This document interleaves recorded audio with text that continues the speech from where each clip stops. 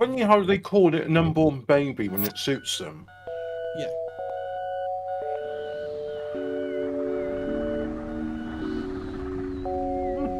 It's interesting.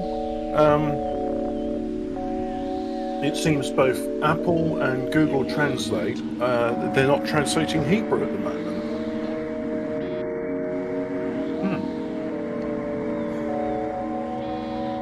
What's that? Pull the plug on that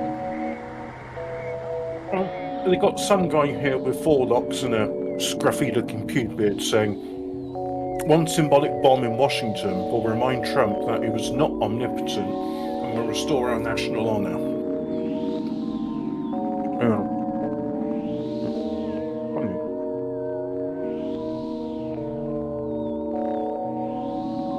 Why is Lewis Hamilton wearing an outfit where he's got a bridal dress on one leg? She's gay. We are live, by the way, Hobbit. Don't say fuck or bugger. Mm. Or don't mention what was that director who made that he made a science fiction film in the 1990s, which is let me just see if I can find. I can't say its title because YouTube doesn't like it, Oh, is that but certain they people? are from outer space. Is that a certain people from outer space? They're from the planet Anus. Yeah. So here we go. The rap singers from outer space. You know the rap singers. The Gay Neighbours from Outer Space is a 1992 Danish. The Giddies from outer space. That's better. That we can say that, can't we? Yeah. But so it's the homosexual neighbours. Baby oil enthusiasts from outer space. Yeah. The wear their trousers down so you can see the arse cheeks neighbours from outer space is a 1992 Danish English language satirical science fiction short film. They do that, don't you? That's to advertise that you're available in prison. It's also to advertise that they like it in the bum. Yeah. Because they're not just prisoners doing that. Directed by Danish performance artist Morten Lindberg. The film is a parody of science fiction and blaxploitation genres. It really? I didn't know that. The film follows a group of intergalactic homosexual men from the planet Anus. Oh, I just made that up. The planet is actually called Planet Anus, who discover the presence of female creatures on planet Earth using ray guns. Planetarium. That's right. Yeah, so they use ray guns. They proceed to eliminate all females on Earth. Oh, that's nice. Eliciting. Yeah, they eliciting gratitude from all the previously oppressed male population. Oh yeah, I was really oppressed by I just need to do a brief aside from reading the excerpt of this film, right, which is tied into why don't the aliens come visit us. So scientists have proven that staring at breasts can increase male lifespans. So when you consider that the attack on femininity with buccal fat removing, breast reductions, and the masculinization of Starlight from us. the masculization of women in media, what they're doing is shortening men's life expectancy. They are literally killing us, and I don't think that's very nice of them. You see, I think like even the homosexuals would benefit from staring at a pair of tits. But speaking of which, like what? It's talk about tone deaf with what I've just put up, Hobbit. It's the new Vanity Fair cover, and it's everyone wants a piece of Pedro. It's like everybody's sick to death of fucking Pedro, and they're wondering why he's getting all this work when he's like not really that good an actor. No, I believe there's this term called astroturfed, which you see, I hear the term being bandied around a bit of time, but I believe what it means is to say if there's a grassroots movement for something, it's like genuine and organic, and it's from the people. Whereas if it's astroturfed, much like astroturf being not real grass, it's not real grassroots.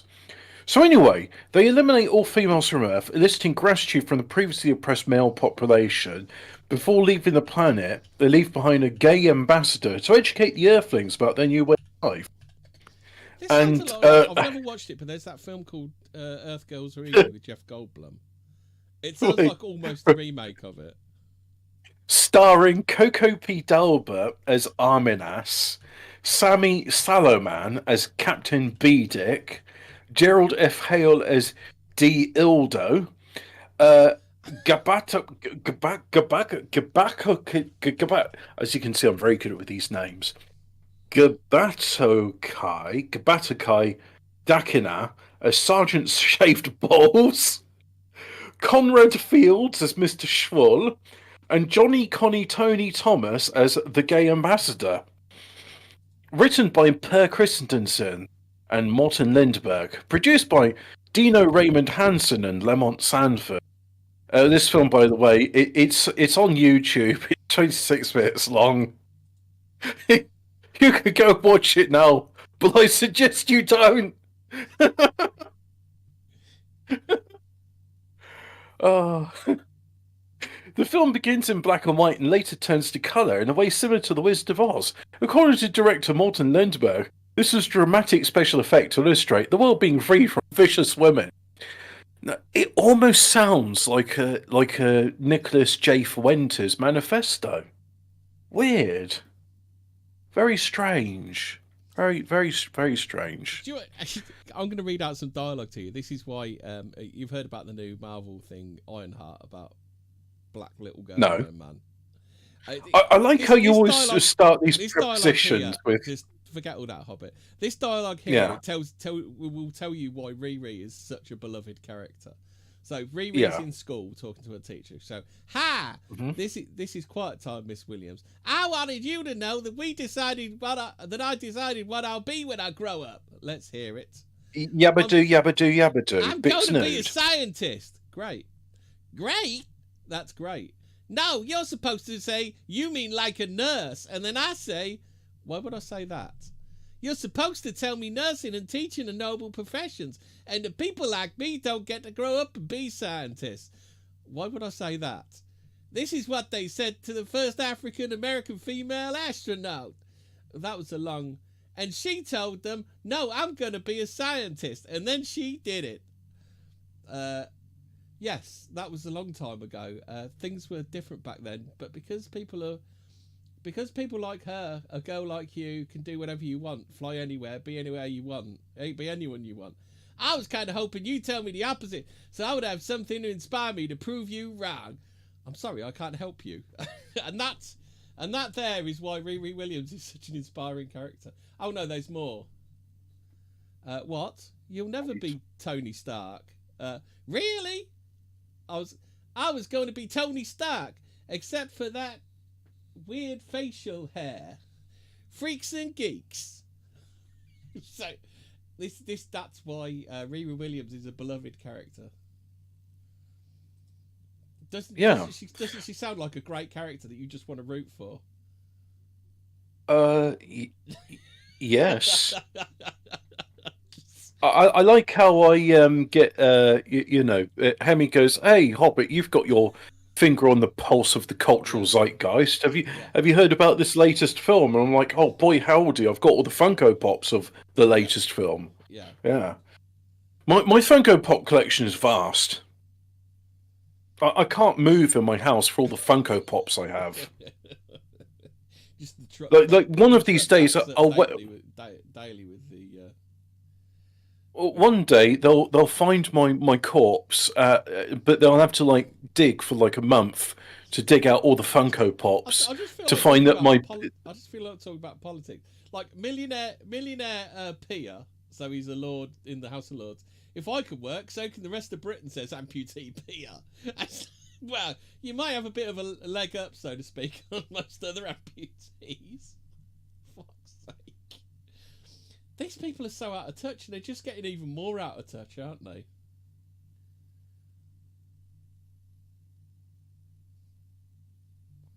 Sorry, I've seen this image of a unicorn, but it's made out of sushi.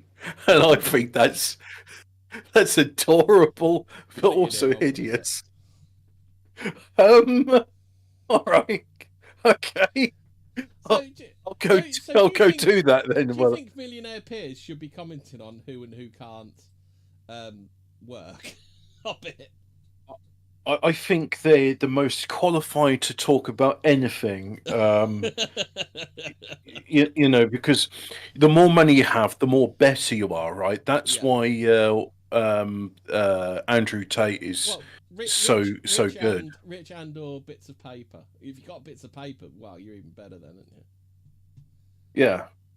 Like we know the most important man in Zimbabwe is Robert Mugabe because he made everyone a trillionaire overnight. Yeah. The sushi corn looks at you, a twinkle of despair hidden deep within its cheerful eyes. I'm an abomination, he says in a sugary voice. I live in a relentless agony, but I can only smile and act cheerful. Please kill me, he giggles. I,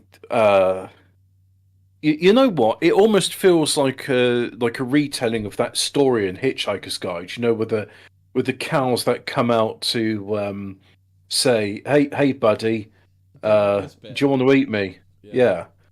It was just like, what? You're sentient. It's like, yeah, that way I can understand Here's people want something to eat interesting. me, Did you know? and I really like it. Did you know? I think it was Peter Davidson played the cow in the TV series. Have you seen the TV series? I think I've seen part of it, but I stopped watching and just listened to the radio play. Right, yeah, because I don't know if you I noticed, read the the radio book. play was first, then came the books. Oh, right, okay, yeah, because I read the books first, then watched the TV thing, then watched the movie, and then read the radio Oh, you didn't watch thing. the So, movie, did you? did I watch? Ah, no, the movie came out much later, didn't Yeah, it? and it was awful. Uh, I mean, Because they go to the restaurant at the end of the yeah, universe, and they think the restaurant is at the end of the universe.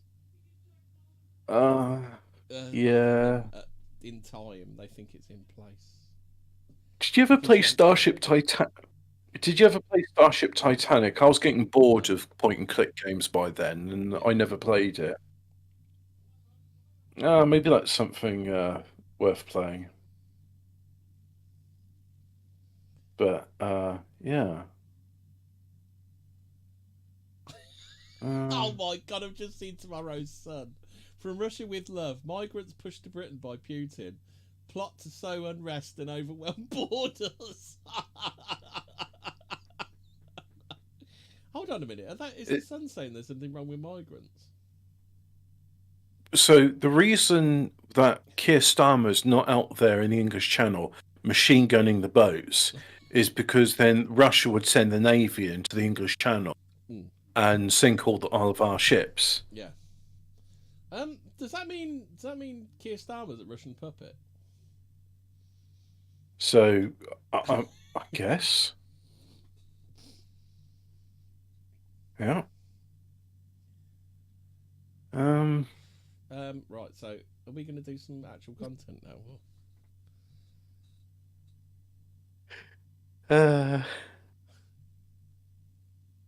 Uh. uh. Yeah. Yeah. Sorry, I'm looking at a this grok summary of my profile, and I'm just like, yeah, that's fairly accurate. Although it seems a bit all over the place, and I thought, what, just like my profile? So yeah, in that case, it's pretty accurate. Although it seems to have got this quote by me, and it's like I'm not sure if it looks like something I'd have said. I don't want an app. I don't want to create I think it might be over for J.K. Rowling.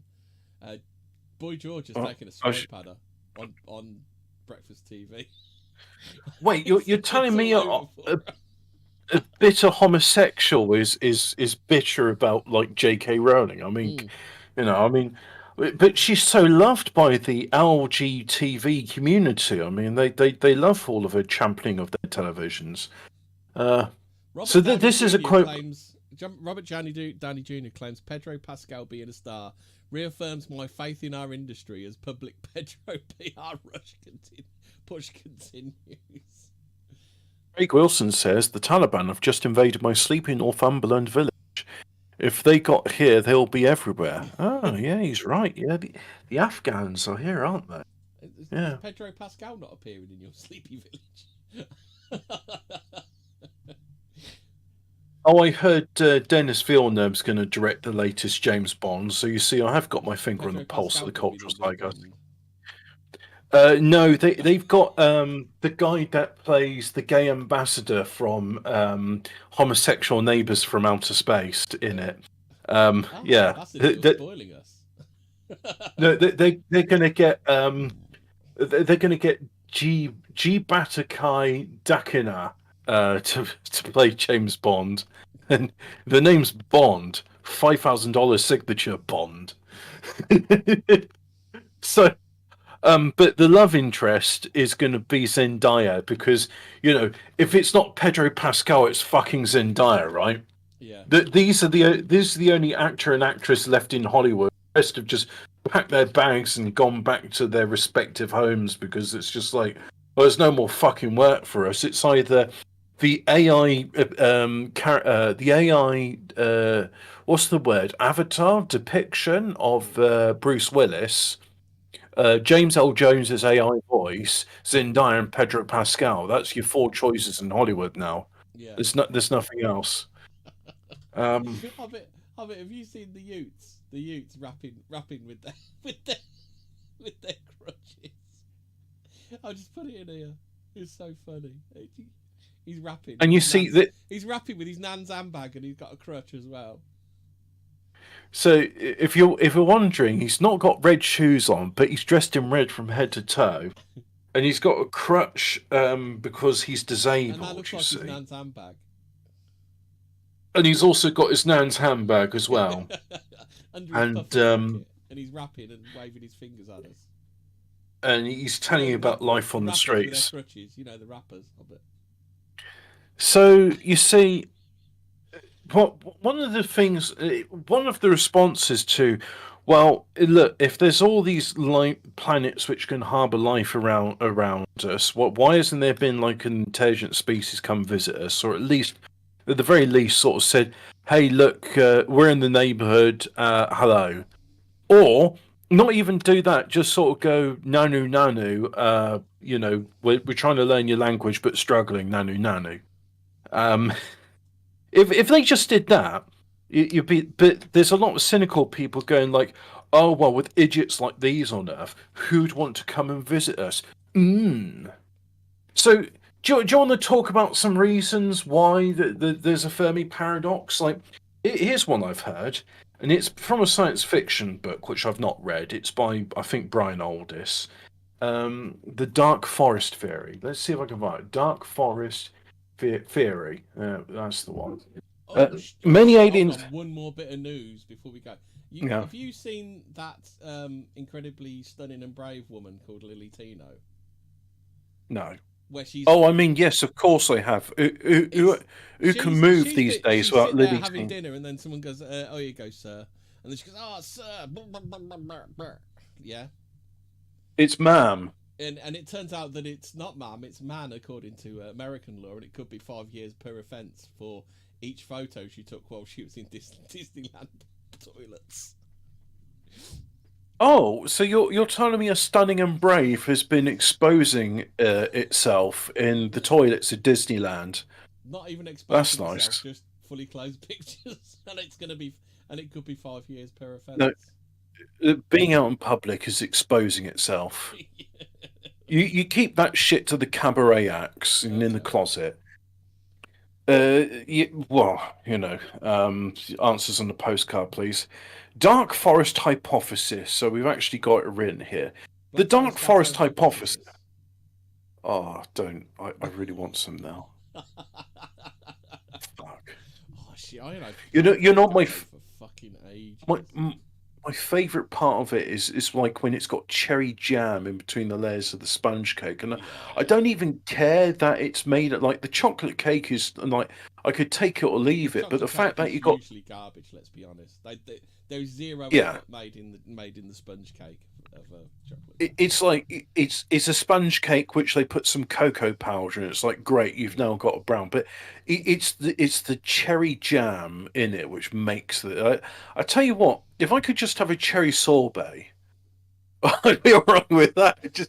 Just give me the cherries. But Let's skip the cake. I, back I love the cherries. back to the subject. The only reason they wouldn't What? visit if life was abundant in the galaxy and they couldn't be asked, but it ain't. But I think we spoke about this last week, and I don't know. I think my Yeah. hypothesis is pretty good, unless while the universe is expanding, time dilates somehow. Well, uh, the thing is, because we've not actually got that far on Voyager, which we'll cover that later. For the purposes Voyager's of only talking just Vija, because of yeah, Star Trek: The Motion Picture. but there is a space probe that is at the edge of the solar system. We've not got out of the solar system yet. We're at the very edge of it, and because of that, it's going to be. Well, this is the thing. By the time Voyager gets towards the end, it'll probably start going defunct. And the other problem with it is, apparently, I don't know. How I is think there was Vija powered anyway? Is it solar power or something? no, because it's much too far out for solar power. It's got a plutonium micropile in there. So what it is the plutonium. No, it's not plutonium. It's another material. Is it ruthenium or So americium? which No, Voyager are not we talking about? There's americium. two. There's Voyager 1 and 2. So Yeah. which one are we Well, talking about? both of them are powered by, but they're both powered by something called a radioisotope generator or radiothermal generator. And what it is, the heat from the nuclear reactions is it's giving off heat all the time. It does two things. It keeps all the electronics inside from freezing Radioisotope up. thermoelectric generators. Yeah, that's it. So it's got a thermocouple in there. So it's So giving out it's only got about heat. 10 years left, Hobbit, because it may supply enough electric power to return engineering data until 2036. Right, so two things. It's got heat there and it also produces electricity, and it doesn't produce much because thermocouples aren't that efficient. But the fact is, it's a reliable source of energy for 40 years so far. Did they send it out in 1984? I thought they sent it out longer than that. But it's been going a good long time. Well, I think it's sent out in the no, fuck, it's 70s, older didn't than they? that, Hobbit. Voyager 1 was launched Yeah. in 1977. Yeah, 1977. Oh, And let's see. Living the Voyager Dream 2 was says 16 days later. Says living the dream says only reason they wouldn't visit is life was abundant in the galaxy and they couldn't be asked, but it ain't. I think what would be good though is if they sent out another probe similar to Voyager, but with modern electronics. And the thing is, you couldn't get much better than Voyager because It cracked on a bit, didn't it? Because it got to Jupiter by 1979. well, the reason I say yeah, but when you look at the scale of the galaxy, Jupiter's like a hopper, skip, and a jump away.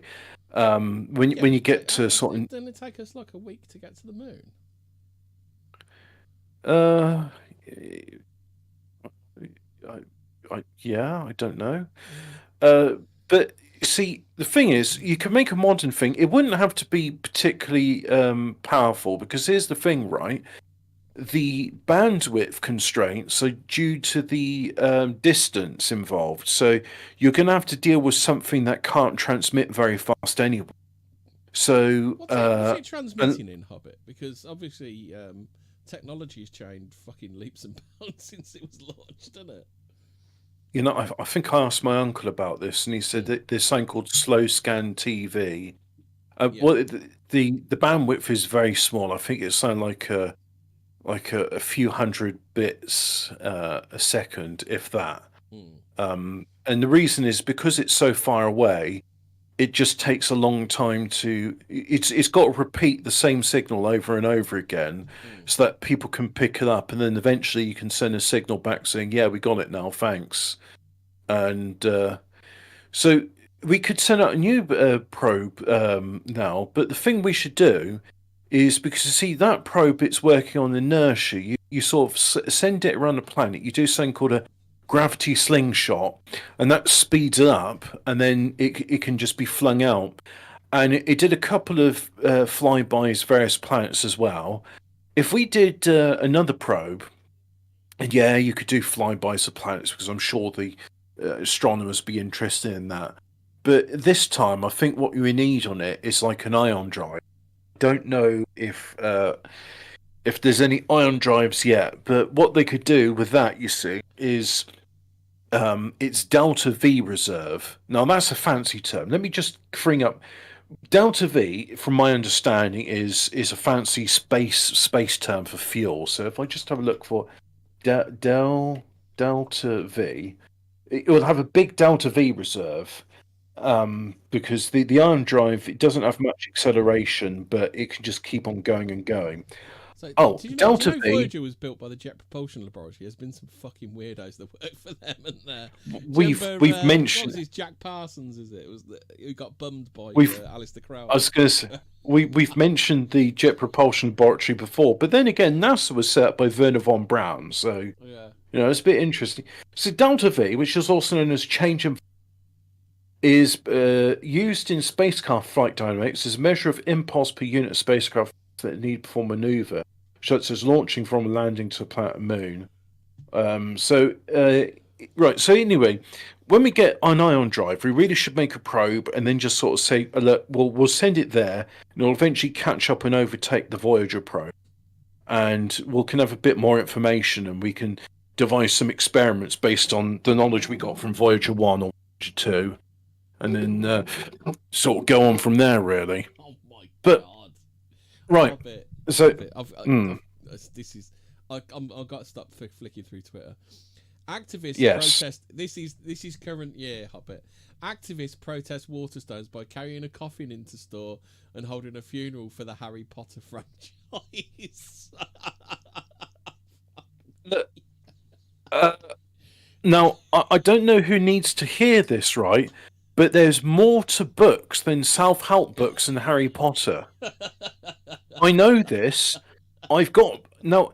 I have a bookshelf of books which I have read, and I'm telling you now, none of those books is Harry Potter, Yeah. and none of them are self-help. Well, the closest I could have to a self-help book is The Bad Catholic's Guide to Wine, Whiskey, and Song, How about which is very good, Is quite the funny. survival guide written by Lofty? What's his name? I don't think that's a self-help. I don't think it counts as self-help, but The Bad Catholic's Guide to Wine, Whiskey, and Song. Put it this way: if you're feeling bad, you sing a song and you might feel silly about afterwards, but I tell you what, you won't feel sad anymore. So, I will say about the dark forest hypothesis, but just briefly, I've got my own hypothesis about the Fermi paradox, right? So the aliens, they're there, they do visit us, but they don't interact with us because they're not allowed by God. Well, we did have a bit of a discuss last time. Like, are they definitely aliens? Are they not us from the future? Or Yeah, well, you see, well, some of them I'm saying no, they're not us from the future. I mean, you could argue maybe the Nordics are, but or maybe they're us from the past because at that point, like, how does that work even? But I would say that well, they could be us some from of the these, past in a parallel dimension. I mean, like the Greys, that's just what Aleister Crowley drew as Lamb, and it's like that's a demon. He didn't say, "Oh yeah, he's an alien from the planet Pop Tart." No, he's just like, "Yeah, I've contacted the Hellish Realms, and this is Lamb, and he's a guide in infernal matters, and he teaches me how to bum people to death, including children." Yeah. So the Dark Forest Gateau hypothesis. The dark forest Gateau hypothesis is the conject. It's not called the Gateau, by the way. I'm just saying it's called dark forest. But we were thinking about how great cherries are. I fucking love cherries. Yeah. You know what? There's this Polish shop in Banbury, and I hate Banbury because you have to pay to park in it. But I do like because occasionally they've either got cherry syrup or they got dog rose jelly, and I fucking love both of those things. Dog rose, by the way, if you're wondering, it tastes like Ribena. It's brilliant. It's not blackcurrant, it's made out dog rose, but it tastes like blackcurrant. If well, sort of blackcurrant and rose water mixed together. They're very high in vitamin C, is dog rose. The dark forest hypothesis is the conjecture that Lasts for many ages as well, aliens doesn't it, dog rose? I bet. last longer than the other type of rose does dog rose. No bugger will drink it. Well, is the conjecture that many alien civilizations throughout the universe, but they are both silent and hostile, maintaining We're their going to get sued by the BBC for all of our Red Dwarf references. I don't think they can do that, really. It's public domain at this point. Yeah. It's like me making Father Ted Trick Productions going to do. Not allow me to watch all the Father Ted on their YouTube. Oh, by the way, you can watch all of Father Ted for free on YouTube now, but I suggest you wait until the show's over. Yeah. So, you just go Hat Trick Productions or Father Ted and you'll find it. There's they entitle one called the Day Father Ted Gave Up Cigarettes, Booze, and Rollerblading. I love the one where they give up the cigarette. They called it the fags, which, by the way, YouTube, that's not a slur. That is British slang for a cigarette. They're giving up the fags, the booze, and the rollerblading for the Lenten vows. Comes to help them. So, come round. Dougal calls him Len and he hates it, doesn't he? All right there, Len. Yeah. No, Bishop Lennon wasn't in this one. So I do like Bishop Lennon. That one when Father Ted has to kick him in the ass. There's this one which is really contrived. Just like, oh, did you know Bishop Lennon's deathly afraid of rabbits? Oh right, well, the parochial house is filled with rabbits now. All right, okay, that's funny. So, yeah, so the aliens, they're both silent and hostile, right? So everybody, all of our neighbours are basically me, right? They got neighbours around them, but they just mean mug them all the time. It is one of many possible explanations for the Fermi Paradox, which contrasts the lack of contact with alien life with potential for such contact. The hypothesis derives its name from Liu Xianying 2008 novel. Yeah, well, CIXIN. Cixin. I think I've got a mobile phone called that. Yeah, it's the Liu Xixian 2. Brother. Isn't that one of Elon's kids? No, I've definitely my mobile phone. I'm pretty sure is a Liu Xixian. It's crap, by the way. Don't get it. The fucking USB ports, it stopped working, and it's like, oh great, so how am I going to charge this up? Oh, that's the Nietzsche. You don't. Oh, of course. It's a cheap Chinese one, so it won't have like QI charging, will it? By the way, I'm probably going to have to put my SIM card in my old phone. At least I that around. That's going to be good. I'm going to pretend it's. No, it's the. It's a Samsung Galaxy S6. Do you remember that back from 2013 or whatever it was? I told you you should have bought a Nothing phone, mate. We're not sponsored by Nothing phone, but mine's been brilliant. The only thing was a little while ago was the cable kept falling out. It wasn't clipping in. And then I got into it with a pin. Yeah. And scraped a load of crud out, and now like you literally have to pull the cable out. It's like fucking wedged in there. That's what's happened with mine. You see, I used a bit of plastic yesterday, and I don't think it's made any difference. So maybe we'll have to stab it with a bit. You need like a safety pin. Oh, let's have a go with it. I mean, I can't make it worse, can I? So, I thought I had a safety pin here. Oh, I can use one of those the pin, for the SIM card. So if I fuck this, I'll be able to put the SIM card in there. But anyway, Highway OneNote wrote this story called Dark Forest, and it's totally not Chinese projection of all our neighbours hate us and remain quiet because they don't want to be. For no reason whatsoever, they all remain quiet because they don't want to be invaded by China. Yeah. Who's the monster in the room that's going to eat them all? They did pop over and see Nanking that time, didn't they? Yeah, well, they sort of popped in, stayed for a while, had a cup of tea, and then left. Had a cup of tea. As far as Had a cup of tea with Nanking. yeah, I have a cup of tea with our Nanking, Yeah. and funny name for a grandmother, but there you Yeah. have it. And yeah, from what I understand, the Chinese definitely weren't butthurt about it and made up like stories saying like, oh, and then the Japs called us mean names and said we were smelly and weren't as good as they were. No, no, they definitely didn't do any of that stuff. So anyway, Oh, and the this Japanese came in and they were kicking the babies out of the incubators. yeah, yeah, and then it was like, hey, you can't do that. That's our job. We're going to eat those babies. So anyway, this Liu Ching Ching has said, yeah, I'm really upset, about our name. They're hostile and quiet. Why are they so mean to China? Why I'm so lonely, so lonely in my Chinese factory. So he did a novel in 2006 called The Dark Forest. Oh, it's so dark in this forest. We should get some lights from Timor and Is put that it like, is that here. like that? Is that like that forest that Jake Paul visited? It was very insensitive Uh, to him. that that that's in Japan, but apparently this concept predates the novel. So there's oh here we go. We've got listicle. Oh, I say listicle. It's actually a book, but 75 reason answers to the Fermi paradox. That'll take up some time. Mm. Um, I'm sure we can find another list to it somewhere. Anyway, there is no known reliable or reproductive evidence that aliens have visited or attempted to contact Earth. Oh yeah, nice going, Mr. Snopes.com. Yeah. No transmissions and no firm evidence of intelligent life have been Was it Roosevelt that detected did the or deal? observed. Was it Roosevelt that did the deal? So I'm going to ask Snopes if Hmm. Roosevelt did a deal with aliens. Yes.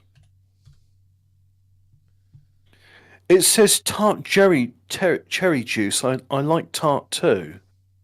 What does this? It does for me 100%. You can also get promised cherry max capsules. I found it. What? Black cherry juice cures gout. Oh yeah, I bought my dad a bottle of black cherry juice concentrate. He occasionally gets gout flare ups, and it was expensive, like £16 a bottle. Otherwise, I'd have been tempted to get some myself because I fucking love cherries. Cherries.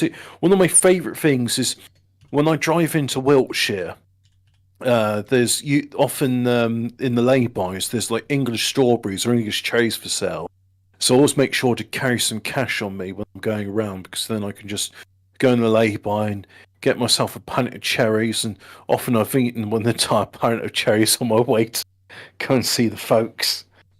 Um, so When uh, you ask Snopes about the US doing a deal with aliens, it's all about Mexicans. because they're aliens too. Oh, There okay. is no known reliable or reproductive evidence that animals Like have Mexico. attempted. Yeah. No transmissions and no firm evidence of intelligent extraterrestrial life. I can't say that word. I'm just going to call it extra testicle life has been detected or observed. Oh, there's even a Wikipedia article on it, the search for extraterrestrial intelligence. This runs counter to the general observations that the universe is filled with a very large number of planets, where the productivity is that some present the conditions hospitable for life. Testicle life is observed to expand until it fills all niches suited.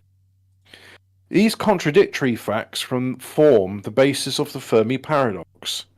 So, the concept.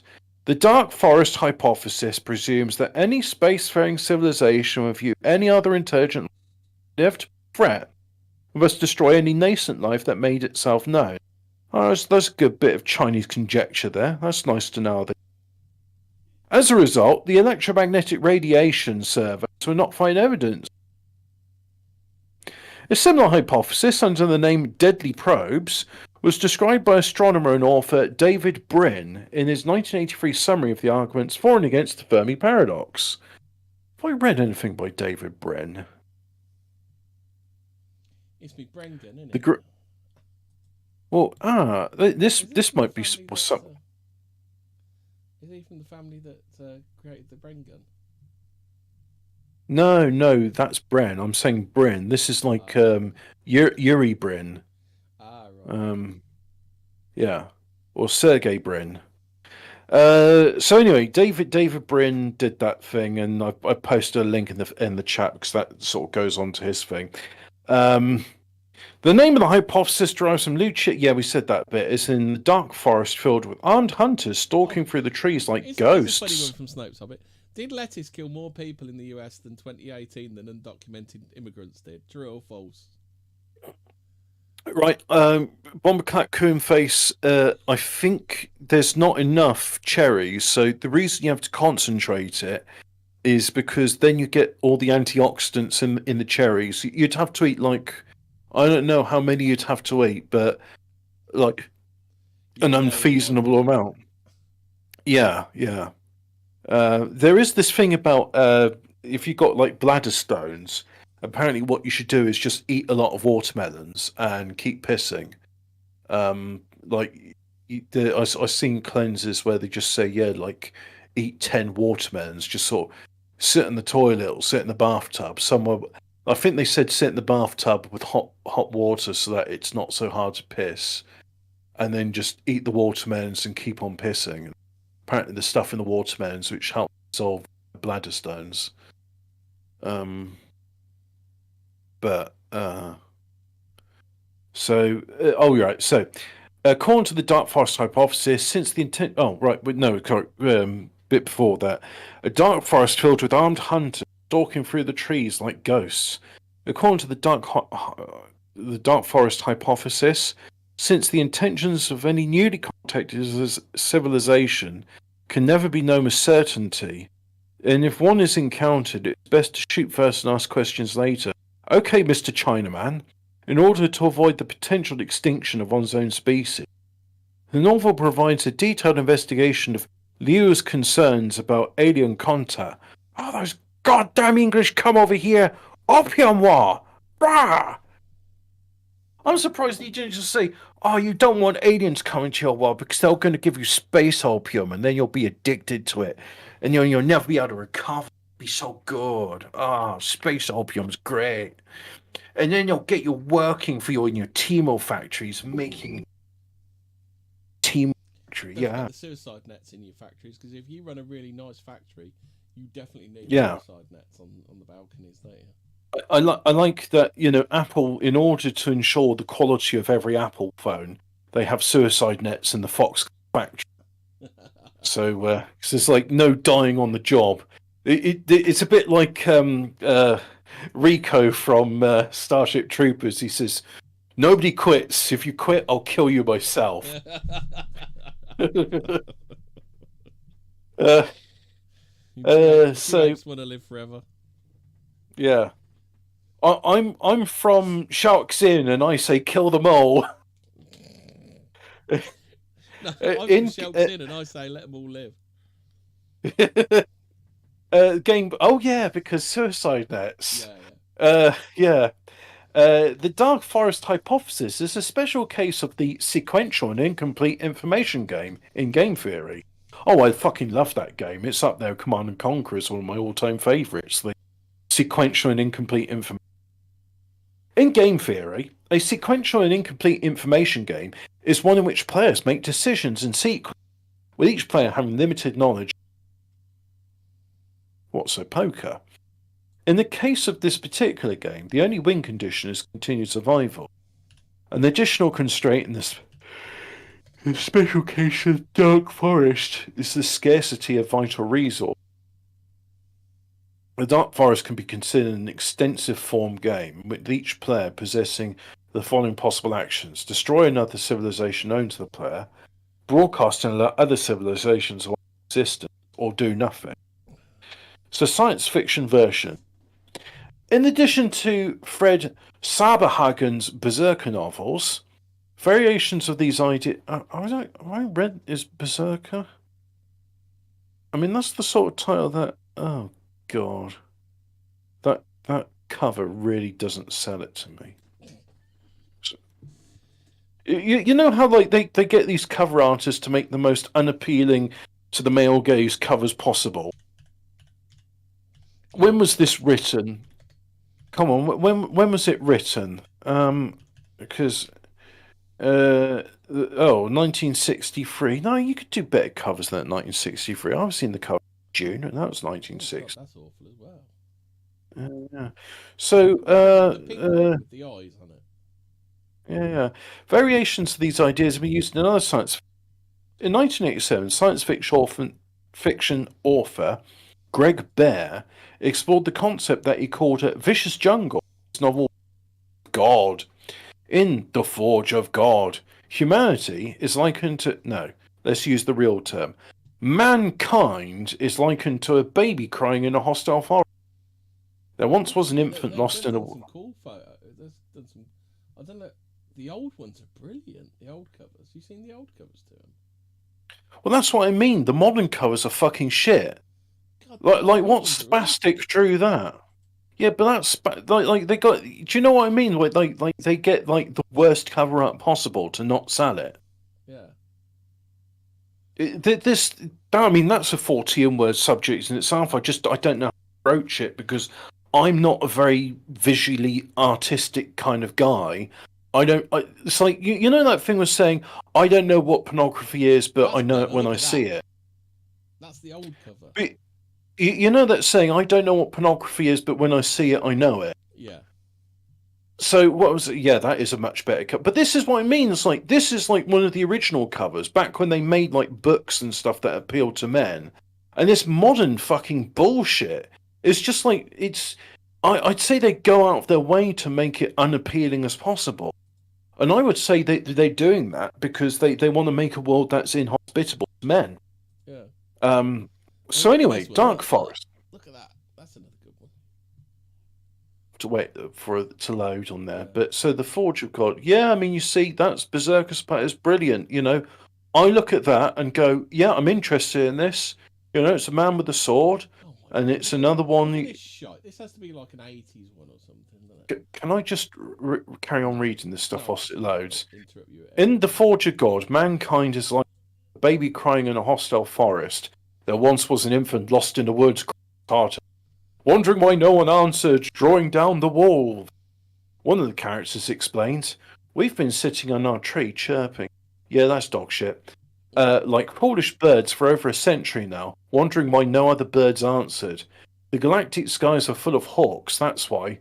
Planetisms that don't know enough to keep quiet. Planetisms that don't know enough to keep quiet get eaten. That's an interesting neologism. I was supposed to say planetisms. Yeah, well, the planetisms. Oh, planetisms. There we go. Planeisms. The term Dark Forest was coined by the. Yeah, we've been over this. We know it's been coined at this time. In Zalmi Hypno Levin's novel, the Dark Forest hypothesis is introduced by the character Kanye West. While visiting his daughter's grave, she introduces I can't speak today. Maybe I should have some gin. That'll probably cheer me up. She introduces 3 key axioms to a new field she describes as cosmic sociology. 1. Suppose a vast number of civilizations distributed throughout the universe on the order of a number of observable stars. Lots and lots of them. Those civilizations make up the body of a cosmic society. Cosmic sociology is the study of the nature of this super society. 2. Suppose that survival is the primary need of a civilization. 3. Suppose that civilizations continuously expand over time, but their total matter in the universe remains constant. The only logical conclusion from the acceptance of axioms, as well as two other considerations. Well, weren't they? Berserker, Blue Death. Yeah. And so the chain of suspicion and technological explosion, according to the character Ye was talking to, is that any civilization that revealed itself will be considered as an imminent existential threat by at least some of the other civilizations, among which some will then proceed to destroy the civilization. In the third book of the trilogy, the perspective of the hunters in the Dark Forest is further illustrated. through an alien character called Singer, who thinks that intelligent life does not fear the dark. An intelligent life that does not fear the dark forest would expand and attack without fear. In other words, dark forest fearing civilizations are benign. Civilizations that reveal themselves are evil, and hunters are enforcers and protectors. Right, so I think this is one of the weakest explanations for the Fermi Paradox, and I'm just going to read from another thing, which is a completely different. It's completely different take on this, right? I would say one of the defining characteristics, and we can observe this in our world, one of the defining characteristics of civilization is cooperation. Like, I don't know about you, but have you noticed in work there's like some dickheads, but you cooperate with them because it's of mutual benefit to you and the dickhead to cooperate, right? And it's like, it's not that you like them, it's not that the family, it's just like, well, we're both here to do a job, so let's get on and do it. You see, civilization is like that but in a larger scale. And the people that are better at cooperating, for whatever reason, are more civilized than ones that are not.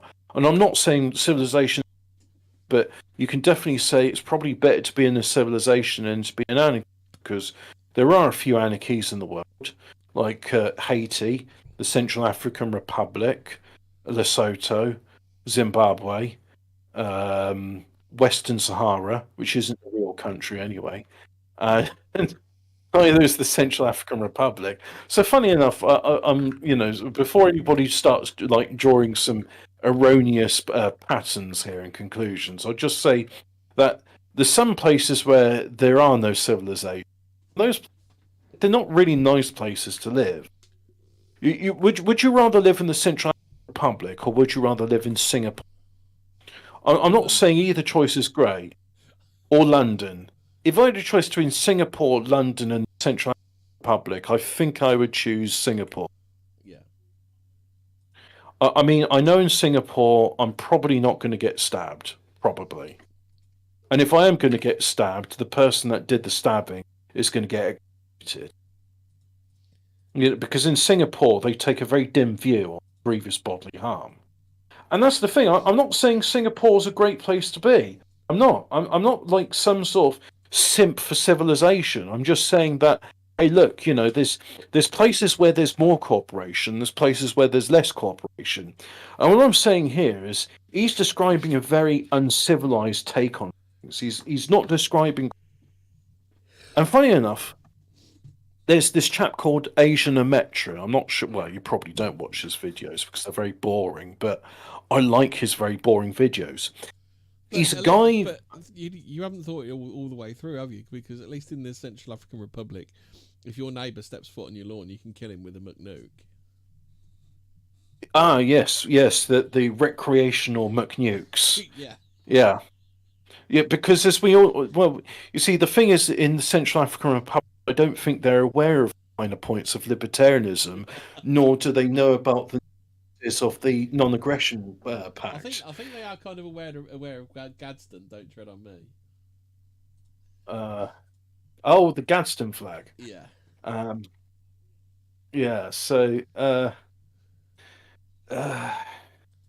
you see, what I'm trying to say. Anyway, Asinometry, right? He does this series on YouTube. He talks about various subjects, and he talks about this was it.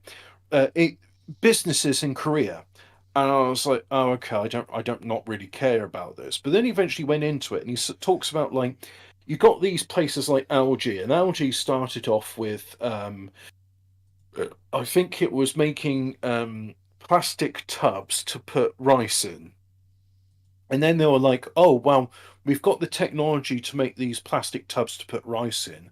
What if we used it to make? Mitsubishi started doing something really weird as well, didn't they? They started off the same way, didn't they? Well, this is what I'm about to explain, right? Yeah. So Algae's like, well, we got the company to do this, wouldn't it be good if we also had like clocks in our factories to tell people when to clock in and out? And we got we've expanded into making toasters now because we got the plastic molding technology. So we'll go there and do that. Then they built clocks, and then when they had the technology to build clocks, they had the technology to build televisions, and now LG is well known as because there's all the homosexuals like the LGBTs, and you see one of the things they do is they call it internal family business because they say all these businesses are within the same flag, like Samsung will trade amongst itself and LG trades amongst itself. All the various sort of skills needed to build a product from raw material up to the finished thing, it's within their infrastructure. It's called vertical integration. And they say the reason why that allows them to compete is because they've got trust that's built in there. Because you're not trying to fuck over or swindle somebody that's in the same company. Because over in places like Korea and China, trust is a big issue amongst these, and that's why the competition is fierce amongst. I don't think it's to the same extent in Japan. I think they've got a bit more of a mutual society thing, but it's a bit different. So the reason I mention that is because there's this other take on what alien civilizations, and I'm trying to find.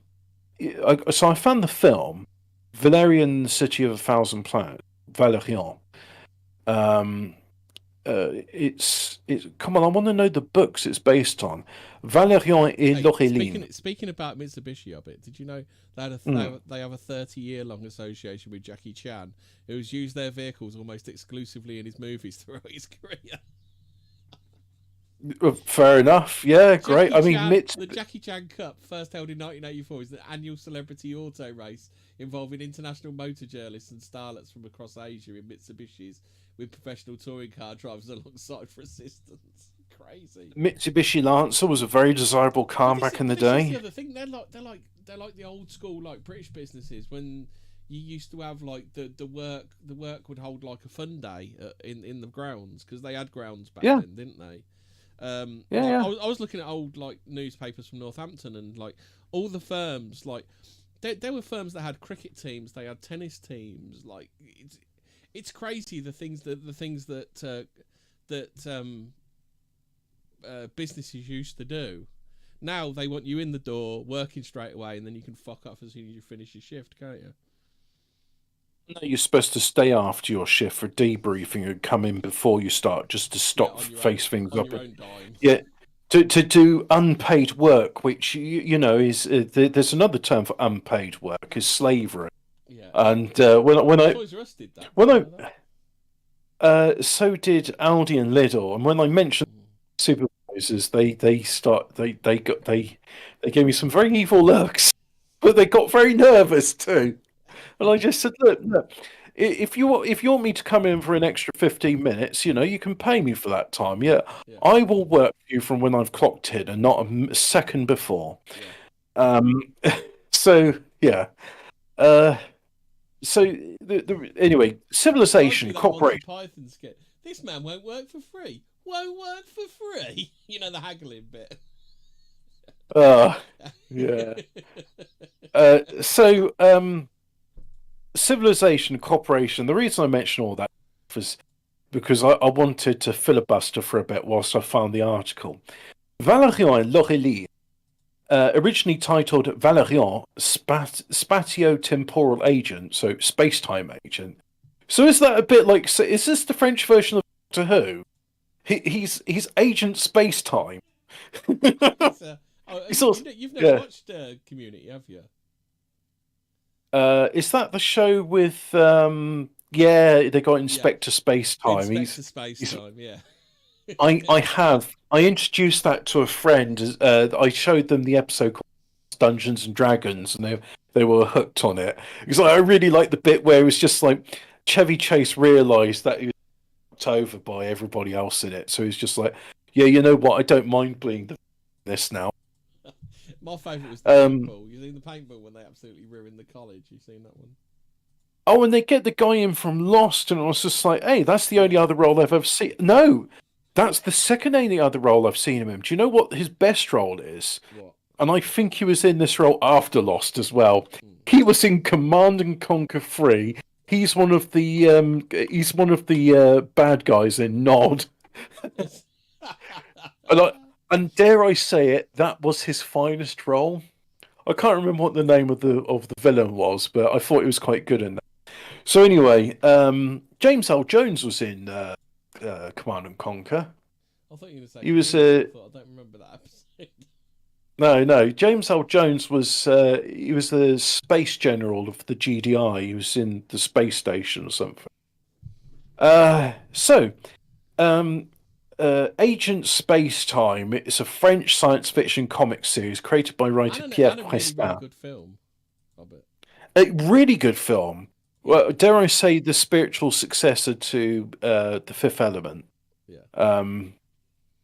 All of the Valerian. I mean, my God, it's been on since 1967 up to 2010. And I only did one film. I mean, it's just all right because that meant my late uncle has seen them all. He was a big fan of the series. Yeah. He never let me borrow any of his fucking comics though. The tight ass. So, anyway, so they go through the universe, through space and time, the two of them, and it doesn't really. They sort of go on explain about the point of it is right. Is the original setting for the series? It was the 28th century. Mankind has discovered the means of traveling instantaneously through time and space. The capital of Earth, called Galaxity, is the center of the vast Terran galactic empire. Earth itself has become a virtual utopia where most of the population living in virtual reality dream state by the benign technocrats of the First Circle. So definitely not EU, but good. See, what I'm trying to say is, it's like people's worlds colour their view of what things are, right? And I kind of like the Metro games because you see a sort of very Russian pessimism in that, and the same with the Stalker games as well. And in this one, it's like, hey, what if the EU was really good and people just had a life of leisure? Do you remember about the time? Do you remember about the time of Brexit? There was that meme going around. It's what the EU thinks it is, what the EU actually is, and what the EU looks like to everybody else. And what it looks like to everybody else was Red Dwarf. Space Core Directive. Yeah. So the Spatio. No, I'm just going to call it the Inspector Spacetime Service. Protects the planets of the Terran Empire and guards against temporal paradoxes caused by rogue time travelers. So you know what, this was started in 1967. Did just like whatever his name was watching like Doctor Who one day, because you could get that if you're like on the north coast, you could pick up BBC 1 and 2 on the transmitter. So was he just like watching Doctor Who on BBC 2 or so, and gone like, was it on the BBC 2? I don't know if it was ITV or BBC 2, but it would have been the BBC. I think it was just the BBC back then. BBC 2 didn't come around till later, did it? I kind of like the in 1960s BBC. I kind of like the idea of like it being on ITV for some reason. It's going to be like Carry On Doctor Who, and it's got that. Oh, who's that big nosed arsehole who's not funny? Carry On Doctor Who. Yeah. Sid James. No, I fucking hate Sid James. Cunt. BBC 2 first broadcast on April the 21st, 1964. Oh, well, there you go. So 3 years later, it's just like. BBC 2. I would copy the Anglo's homework, but I changed it to no difference. So, yeah. Yo, bruv, this is Normski. You're watching Doctor Who, innit, bruv? Do you remember Normski? No. So, the French Doctor Who. Since the end of the story, the Wrath of Hypsis, Les Foudres de Hypsis. Oh, I didn't know that's what Wrath was. In which Galaxity disappears from space-time as temporal paradox. The pair have become freelance troubleshooters traveling through space and time, offering their services to anyone willing to hire them, while also searching for their lost home. In the first two albums, Valerian travels through time in a two-seater device, the XB-27, which is definitely not the TARDIS, which transports him to the various relay stations that Galaxity, definitely not Gallifrey, has hidden throughout time, e.g., in Le Mauvais Rêve, or the bad dreams. The relay is hidden below a tavern.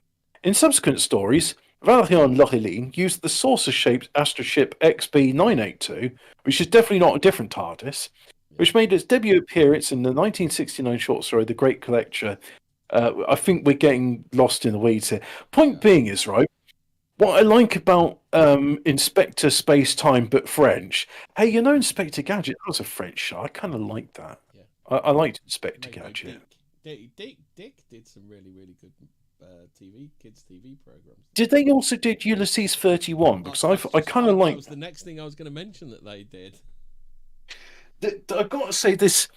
The funny thing is, right, and I always thought anime was based on Disney stuff. Well, apparently, there's this 1954 French animated cartoon called King, beautifully animated, and apparently, like this big anime studio in Japan, Tokai Studios. I think they did Sailor Moon and Dragon Ball Z. He saw this cartoon and it inspired him to create anime, and he was one of the pioneers of it. Why in the 1990s were they still pumping out shit like the fucking Pokemon was? That was a fucking awful cartoon.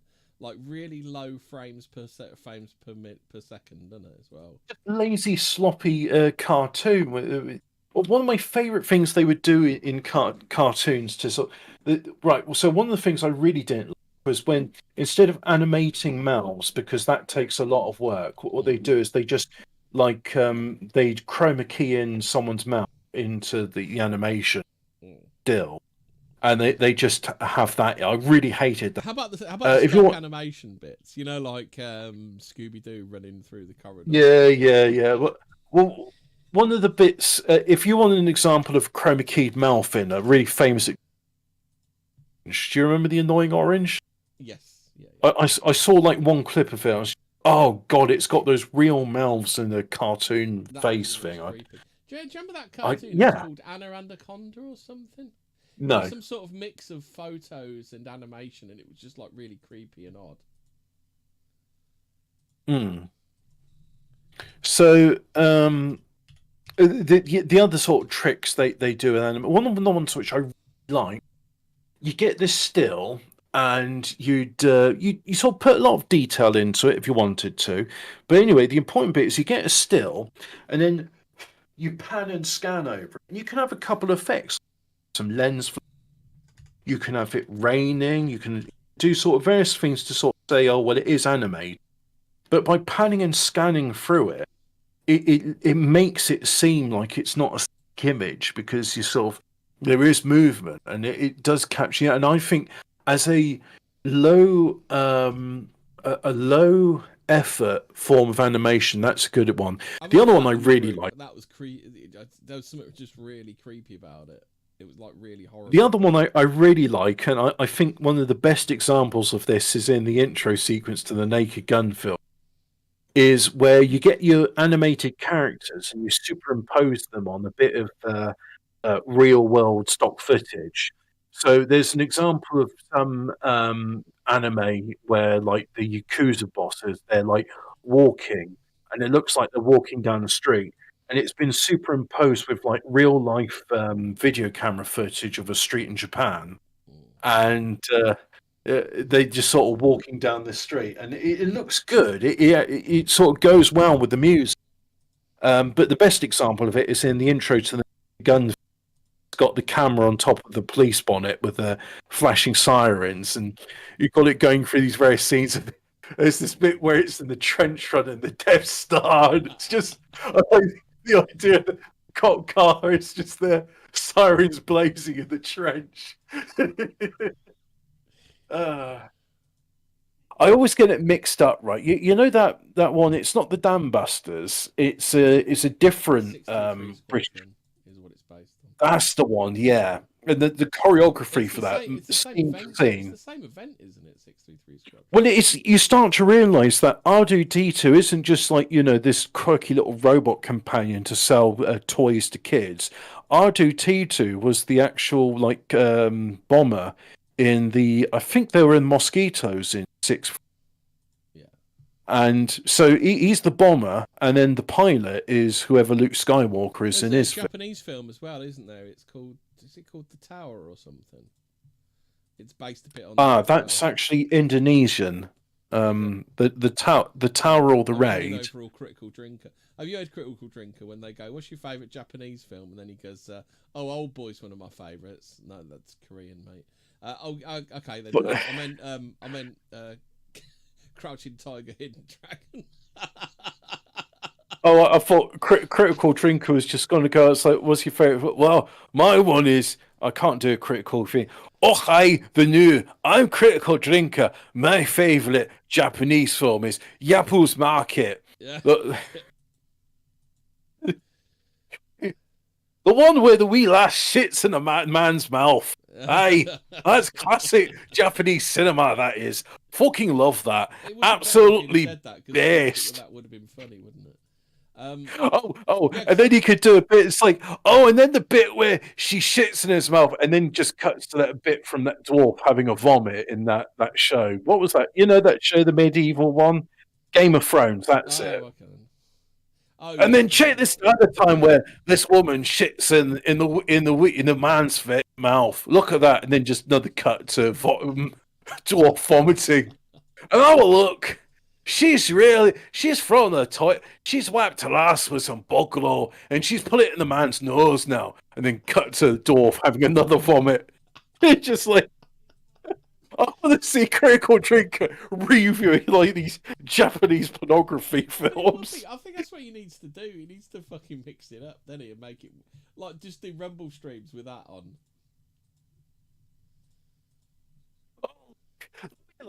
They're taking it in turns to kick this man in the bollocks. He looks like he's in great pain. Aye. Oh. Wait, cut to the dwarf. No, cut to that clip from Idiocracy. Ow, my balls. Also, back to Star Wars. I don't know if you know, but Darth Yeah. Vader's costume is very inspired by medieval samurai armor. Is it? Well, oh, yeah, because he's got the flared helmet. I never really thought about that. I kind of like it in Spaceballs when Rick Moranis has the huge, Rick huge. Moranis is coming back for Spaceballs too. The film's going to be Right, awesome, so here's- isn't Mel Brooks dead, which worries me. Right, so two things, right? Mel Brooks, amazingly still alive. I get him confused with Mel Blanc. Mel Blanc's the voice of Bugs Bunny and Daffy. I think the last 120 now, wasn't he? He was fucking holding. Well, he was holding Spaceballs. Jesus. I was going to say he was ancient. He was already like ancient in Spaceballs, but he's still alive, and he's like, yeah. So I'm going to be releasing this film in 2026, and I'm like, holy shit! Will you be alive to see the premiere?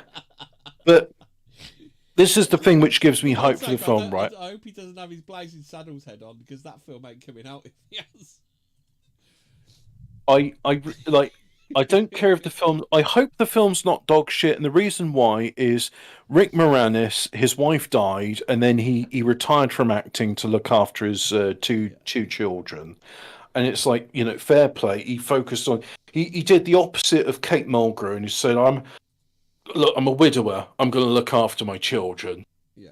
And he did that. And the children, they're grown up. They're adults, and he's like, you know what? I'd like to get back into acting. Hey, Mel Brooks, you're still alive. Now you've mentioned Star Trek, I can say this. I watched. Oh, what was it? Was it? I didn't mention watched a Star load of Death Trek. Wishes the other day. I didn't mention Star Trek. You did. You mentioned Kate Mulgrew, so this allows me to say. Oh, I watched. Hey, Death Wish 4. Kate Mulgrew. No, Kate Mulgrew, right? We all know her from her seminal role. It's not to do with Star Trek. That was a bit part she did. Mrs. Columbo. Yeah. But anyway, Tuvok was a gangster in it. No. Really? Yeah.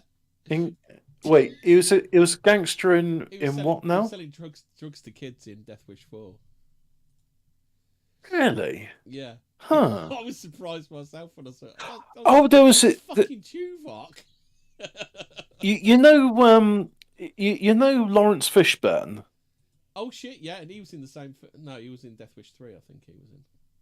I didn't know he was in Death Wish 3, but I do know he was in Assault on Precinct 13, which, by the way, Was he in the fantastic. remake or the original? I think he was actually in the original, and he's very young in it. I think it might be his first role. Did you know he was But in if Apocalypse Now as well? I didn't know that, no, Yeah. I didn't know that. But no, so to Assault on Precinct 13. Now, here's the thing, right? John Carpenter writes brilliant music. I mean, They Live, brilliant. Escape from New York, brilliant.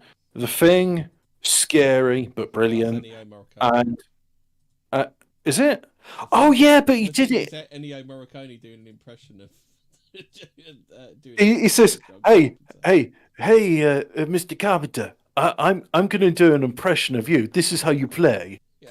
He's like, and John Carpenter's just You know this. This is how you play that. yeah. Well, the funny thing that's pretty good, right? Because it's like Hans Zimmer, right? Robert Sayer listened to his like little ditty that he was playing, and it's like, oh, I see what you're doing there. Here, let me play it on the organ, and he makes like one of the best organ pieces I've ever heard. Yeah. Robert Sayer is more famously known for, I think, is one of the worst songs I've ever heard. Um, At least he's not Leo. Ian says it might be related to Leo. Say, you know, they probably go to the same synagogue. Yeah, he's the Ian same Fortean as says all of sexual those. assault on Precinct 13. I don't think there was any sexual assault, but there was in They Live. Why does They Live in 18?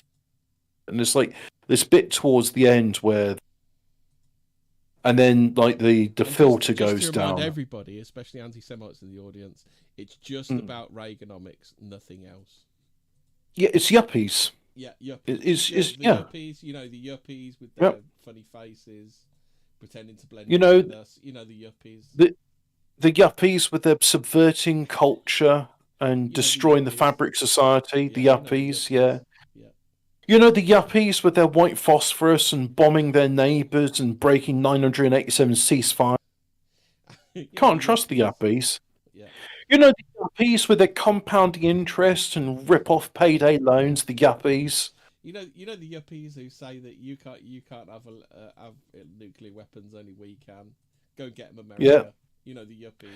You, you know the yuppies that make laws that make it illegal to criticise them in most European countries, and the countries which they don't have laws, it's only de facto you can't criticise the yuppies. Yeah. The yuppies. You know the That's yuppies. what it was. Yeah. The yuppies. Yeah. You know the yuppies. They don't work on the Saturday. They Probably had a coke binge the night before. You know the yuppies. Do you remember when the, or do they you remember when got the big noses. yuppies used to do loads of coke and make really good films in the 80s?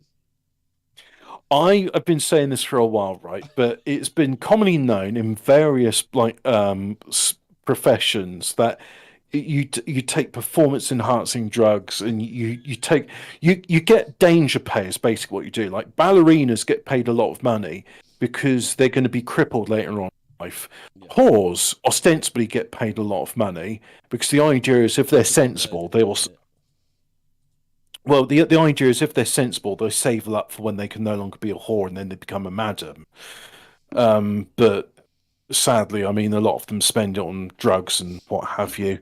Um, uh, uh, ah, Wrestlers and other sorts, they get paid a lot of money. Footballers, That's why yeah, footballers have to have £1 million a second.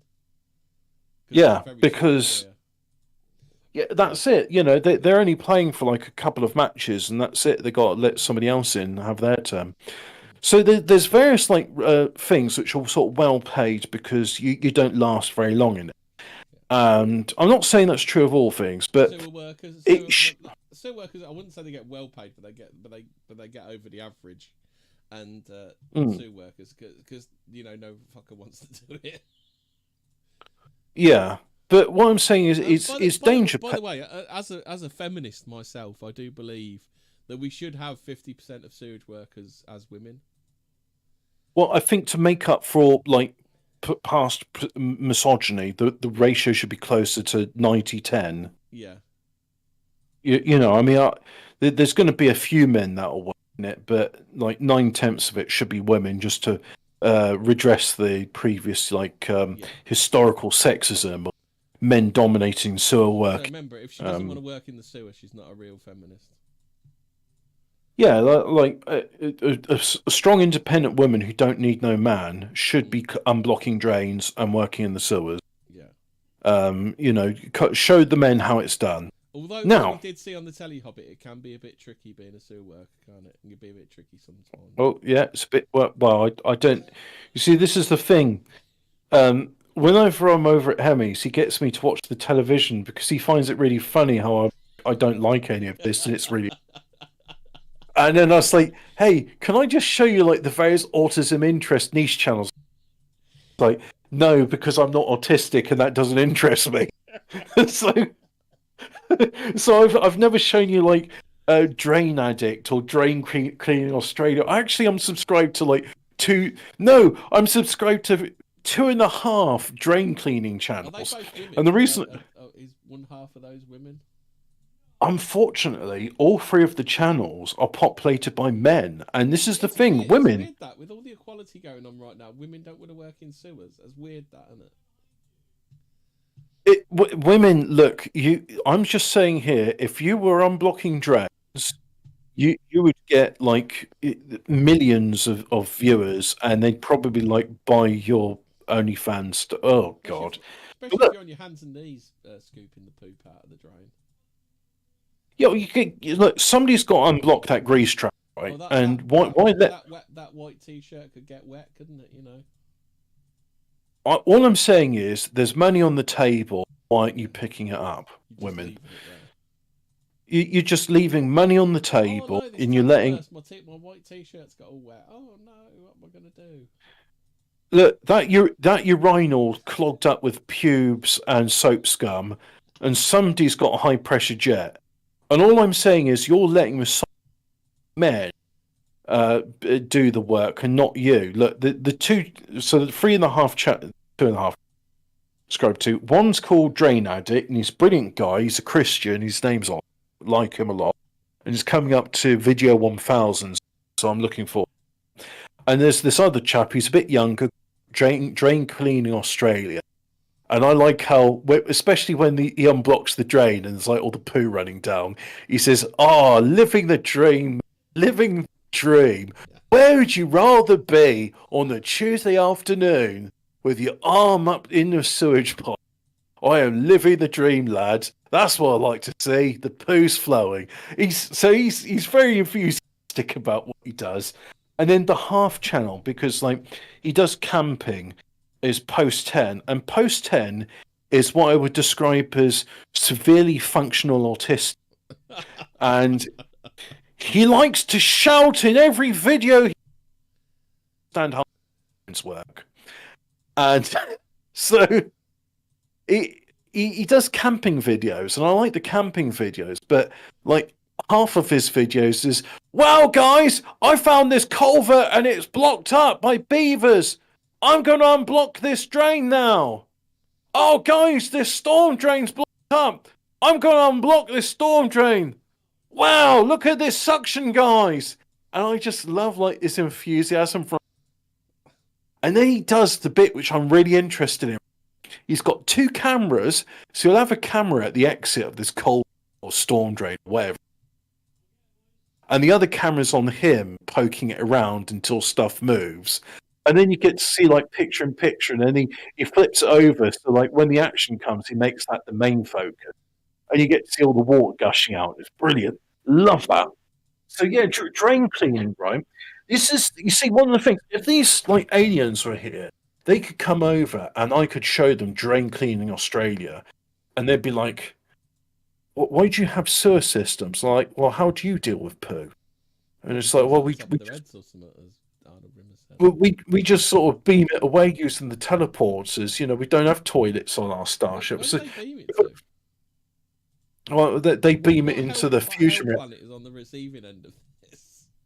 No, they got a Mr. Fusion. You see, you remember when when Doc was just like putting banana peels and Yeah. beer cans He into the could have been Mr. putting his foot in Fusion. there, couldn't he? He could have just been.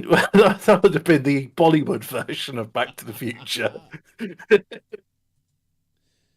But yeah, the alien spaceships, they put the poo into the Mr. Well, if that was the Fusion. Bollywood version, he'd be making like some sort of dinner out of inside the Mister Fusion, wouldn't he? Oh, yeah, and Put then his they'd hand be in eating. there. No, they plop it out onto the road and eat from the road Yeah. because that's like the best place to eat your dinner Or from or is uh, the or floor. if you're making toffee, a rusty nail in a filthy workshop. Or if you're dicing some meat for a stew, just get like a rusty old knife, hold it in between your big toe and your little toes, and then like holding both hands, like drag the bit of meat over your rusty knife. That's the way. That's the true like chef's way of cutting a knife. I mean, Gordon Ramsay doesn't show it That's on what the salt thing. bay does, isn't Yeah, yeah, yeah. He does actually. it?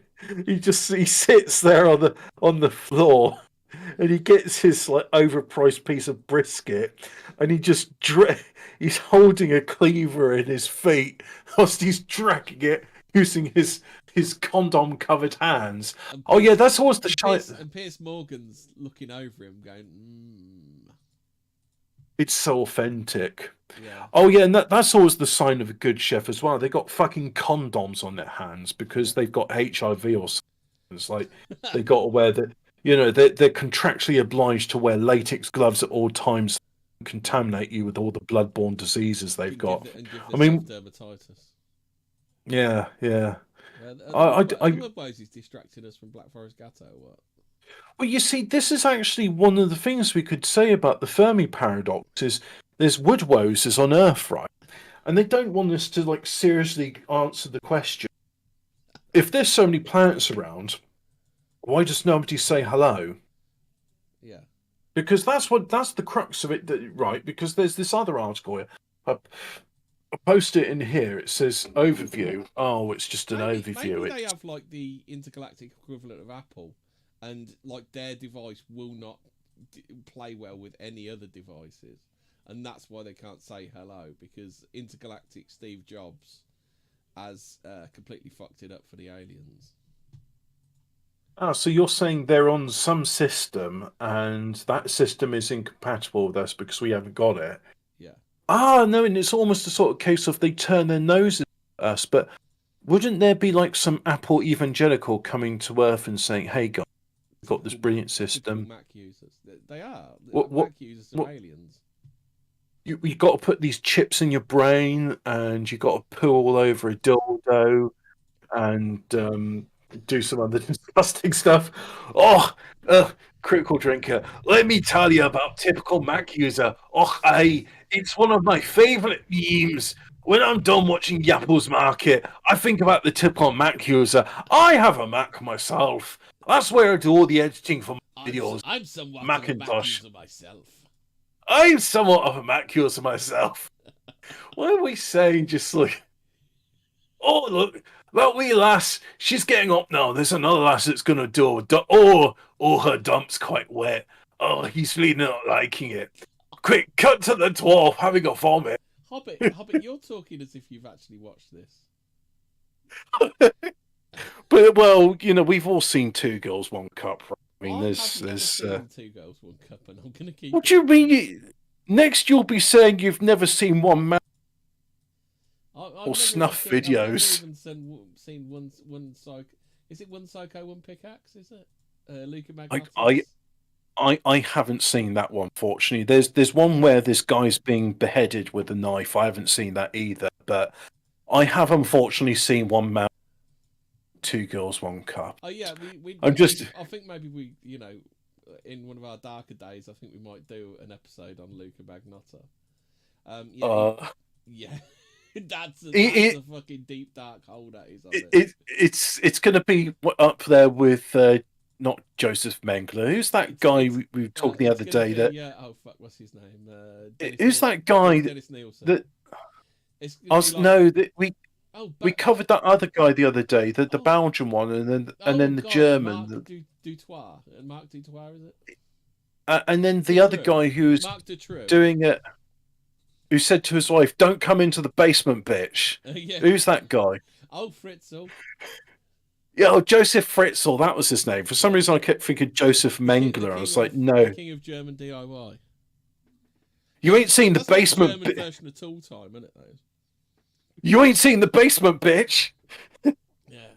Oh, right. Here we go. So, have you got that Top of the Pops music? Because I've 75 solutions to the Fermi Paradox. I did download it, but I can't remember where I put it. Right, so here we go. Here's a couple. They are here, and they call themselves Hungarian. Many very prominent scientists were Hungarian. Many went to the same high school. Okay. They are here, and they call themselves politicians. David Icke's theory that most powerful individuals shape. Less said about it, the better. Hold on, I'm trying to find the music of it. Ah, okay.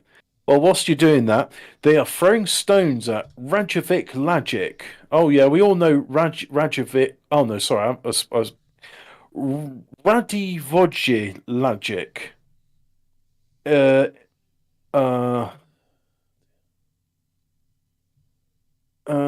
the pops. Hold on, let's have a look. Is this the one? Oh, got it. This guy is. Oh, yeah.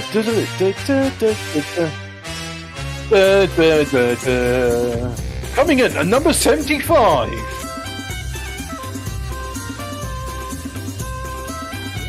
Down from number 31 this week.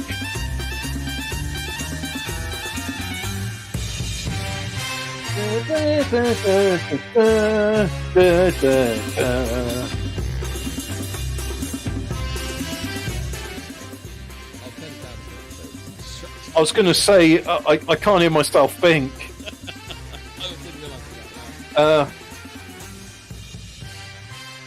So, oh god, this thing is. Hey, this isn't 75 answers to the Fermi Paradox. This is just some guy having a whinge. Well, that's great, isn't it? Cancel the music, maestro. Stop the music. Stop it right now. Stop it right now. Yeah. The music's over. It's not going to happen. It's not that fucking idiot that keeps doing the shitty stories on Unexplained Histories, is it? No. I posted a link in it, and the guy's just having a whinge about Nazis in NASA and all that stuff. He's just saying stuff like David Icke says that shape-changing lizards from Planet Pop Tart here too, and well, he doesn't. He says they're from Syria. Funnily enough, that's a story he got from Credo Mutzwa. Stones at Radiovi Lajic. Yeah, that's it. Yeah, exactly. So how fucking dare they? Who is Radiovi Lajic? Who fucking knows? As far as I know, we just found some schizophrenic's blog. It doesn't matter. But if these three make the cut, the bar has to be pretty low. For what it's worth, both of the last two solutions are in the second edition. Oh, is this a solutions list? This might be a bit better. He's upset because. So this is halfway through a sentence. But as an example of the sort of solution which Webb decided should make the cut, let's look at the detail. You know he's pissed off when he only uses surnames, don't you? Let's look at the details of the Radiovi Lajic solution. I mean, the problem with schizophrenics is the schizophrenic paradox, as I'd like to call, or the Richie Milkus likes to call it, where they say a lot but they say nothing at the same time. You know what I mean? Yeah, I do. I've dealt with enough schizophrenics to know they're saying a lot of things while saying nothing. is not a paradox. It's real. It's schizophrenia. It's not even a Right. So paradox. It's just a fact. here's a guy, right, and he's got his blog, and he says, "This blog is a list of answers. I've summed up each one in a line of relevant quote afterwards, mostly linked to an article, not a paper. Some of the articles overlap, or to use Webb's term, extraterrestrial civilizations. We have found zero evidence of them. I try to avoid an endless list, but still give different perspectives. There is no paradox. There is no paradox one. We only know, and it gives a very small number, 0.001% of the galaxy. There is no paradox two. Based upon the current state of astrobiological knowledge, there's a 53 to 99% chance we are the only civilization in this galaxy, and a 39 to 85% chance in the observable. Or is it because of a failure of imagination on Webb's part? Given that my solution would fall into this category, I suspect it's the latter. Well, okay, it's a spiteful schizophrenic saying he's got the solution to imitating the eschaton. Oh my god! There is no. No, listen to this. In the former case, in addition to all of the subjugation and resource extraction, we sent missionaries. This tactic becomes even more apparent when we consider how the Europeans dealt with Far Eastern cultures like China and Japan. I just got done watching the movie Silence by Martin Scorsese about Jesuit missionaries in Japan. So this topic is fresh in my mind. Jam Tits, a self-proclaimed Shire-dwelling hobbit, prays for divine guidance in church decisions and finds lost through St. Anthony's intercession, all while shitposting about Babylon 5 and Star Trek. Yeah. I like how Grok keeps referring to me as Jam Tits and not Shire Hobbit. Jam Tits explores sinking ejection seats, propellers, and debates helicopter designs whilst reminiscing about Babylon 5. Okay, so it just seems to be that's the entirety of my Twitter existence, talking about... What's the zoo scenario and what is the planetarium hypothesis? All right, so the zoo scenario is we're kept locked away from the rest of the universe, and we're just observed because they find us funny. Episode, the Galactic Zoo or something, isn't it? Well, this is figured the non-intervention policy. What is it? The Prime Directive. That's what they call it. Where they say if someone warp travel, just leave them alone to develop naturally. No, I mean, isn't there a Star Trek episode like the original series where they get captured and put in a intergalactic zoo or something? Yeah. Well, there's a TNG episode about the collector, and he acquires data into his collection as well. Yeah. So right. The there's no hypothesis then. No idea. I don't. Do you want to read? I say planetarium because I can't pronounce the T in planetarium. Yeah. So the planetarium hypothesis, conceived in 2001 by Stephen Baxter, attempts to provide a solution to the Fermi Paradox by holding that our astronomical observations represent an illusion created by a Type 3 civilization capable of manipulating matter and energy on galactic scales. He postulates that we do not see evidence of extraterrestrial life because the universe has been engineered so it appears empty of all other life. Yeah, so similar to the zoo thing, like we're kept separate from the rest of the interstellar community. Is that because we're Andrew Tate? It's also because we got Bonnie Blue. Yeah. You don't want her out in fucking space, do you? Essentially, we're Pornhub for the aliens. So there is no... Watching her get ploughed by some fucking tentacles or so. Oh, God. There is no paradox free. Natural variability will mean that sometimes settled, but often again, like there is a citation there, but I can't be bothered to read it. Do you want there is no Hobbit? No, because I've just said it. Okay. Yeah, there is no paradox for. Fermi was questioning the feasibility of interstellar. Nobody thought he was questioning the possible existence of extraterrestrial civilizations. Well, shall we read a bit more into that one? Nobody expects the possibility of alien civilizations.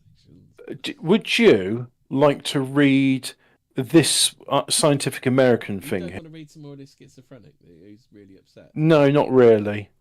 I mean, look at this thing. This is when they say the Holy Roman Empire wasn't holy, wasn't Roman, it wasn't an empire. Mm. Mm. Mm. Mm. Mm. Mm. So bear that smug gloating in mind whilst you read out this headline.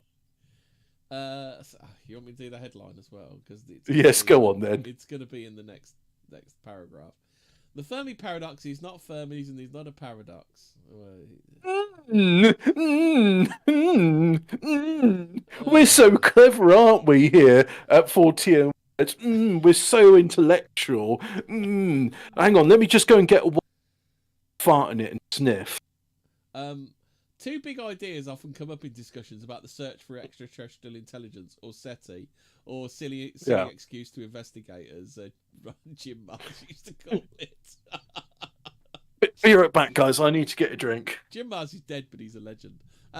What is the Drake equation, which estimates the number of civilizations in our galaxy whose signals we might be able to detect? Potentially thousands, according to a plausible estimate.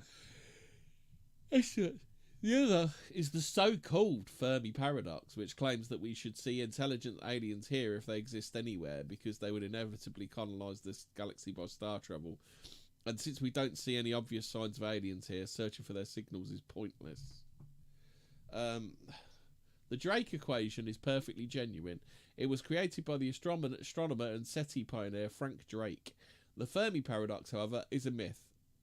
It is named for the physicist Enrico Fermi, but Fermi never made such a claim. I'd like to explain why the so-called Fermi Paradox is mistaken, based on my deep dive research on the topic. So deep dive research, he's been on Wikipedia all day. Because this may... So deep dive, he's doing what we're doing now. Yeah. I don't think he's as thorough as us, though, a bit. He's a journalist. He's a journalist. So he's not going to delve for any truth in it, is he? Well, I synthesised my own hypothesis as to why it is, whereas God's keeping them away from us so they don't interfere with our divine free will. Yeah, they've probably watched our television and gone, there is no intelligent life on this planet whatsoever. No, you're doing the Eric Idle here. They've watched back to back EastEnders, Emmerdale, and Hollyoaks for a month. Keeping up with the Cardassians. Yeah, and they've decided there's zero. Was it? My Name is Jazz. Oh no, that thing really upsets me. Oh, what, we're cooking with Jack? No, the cooking. What was the cooking? Where the Scottish ponce went to third world countries and tried to. Oh, what? Wait, he was eating some gone off lizard, and he was like, "Yeah, this is fucking disgusting." Yeah. So they've watched those programs, probably with a bit of cooking with Jack and some Royce as well, and they've decided there's zero amount of intelligent life on this planet. I hope there's intelligent life out there, because I'm really sorry, but this planet's here on Earth. I'm really sorry, but this planet is the special kids. We need to leave them alone. We can't pick on them. What do you think to that hypothesis? The Hemi paradox. Well, I think it's a bit dismissive. I mean, some of us are fairly smart. Yeah, we used to be a lot smarter. We're obviously represented by the broadcast that they've seen. Well, I will say that there's a lot of retards on the internet and in TV and in real life. They're like, why is there like about 500 of this man, Pedro Pascal? Like, why do they like this Pedro Pascal so much? He can't even act. That's probably what the aliens are saying. There's this clip I've seen of this woman, and you see it's a woman when she gets out of the car. And she goes up to the petrol pump, and she's got the fuel filler caps on the right when she's side. washing her car. Did you see that other woman washing her car with the petrol? No, it's not that one. Which again, have you seen funny. That one? I have seen one where this woman comes in with a Tesla, and she's trying to put the petrol pump into the socket. Yeah. And she's like, "I don't understand why it's not working." It's like, because it's electricity. Yeah. What, so it needs diesel? It's like, no, it doesn't run on fuel. You recharge the battery.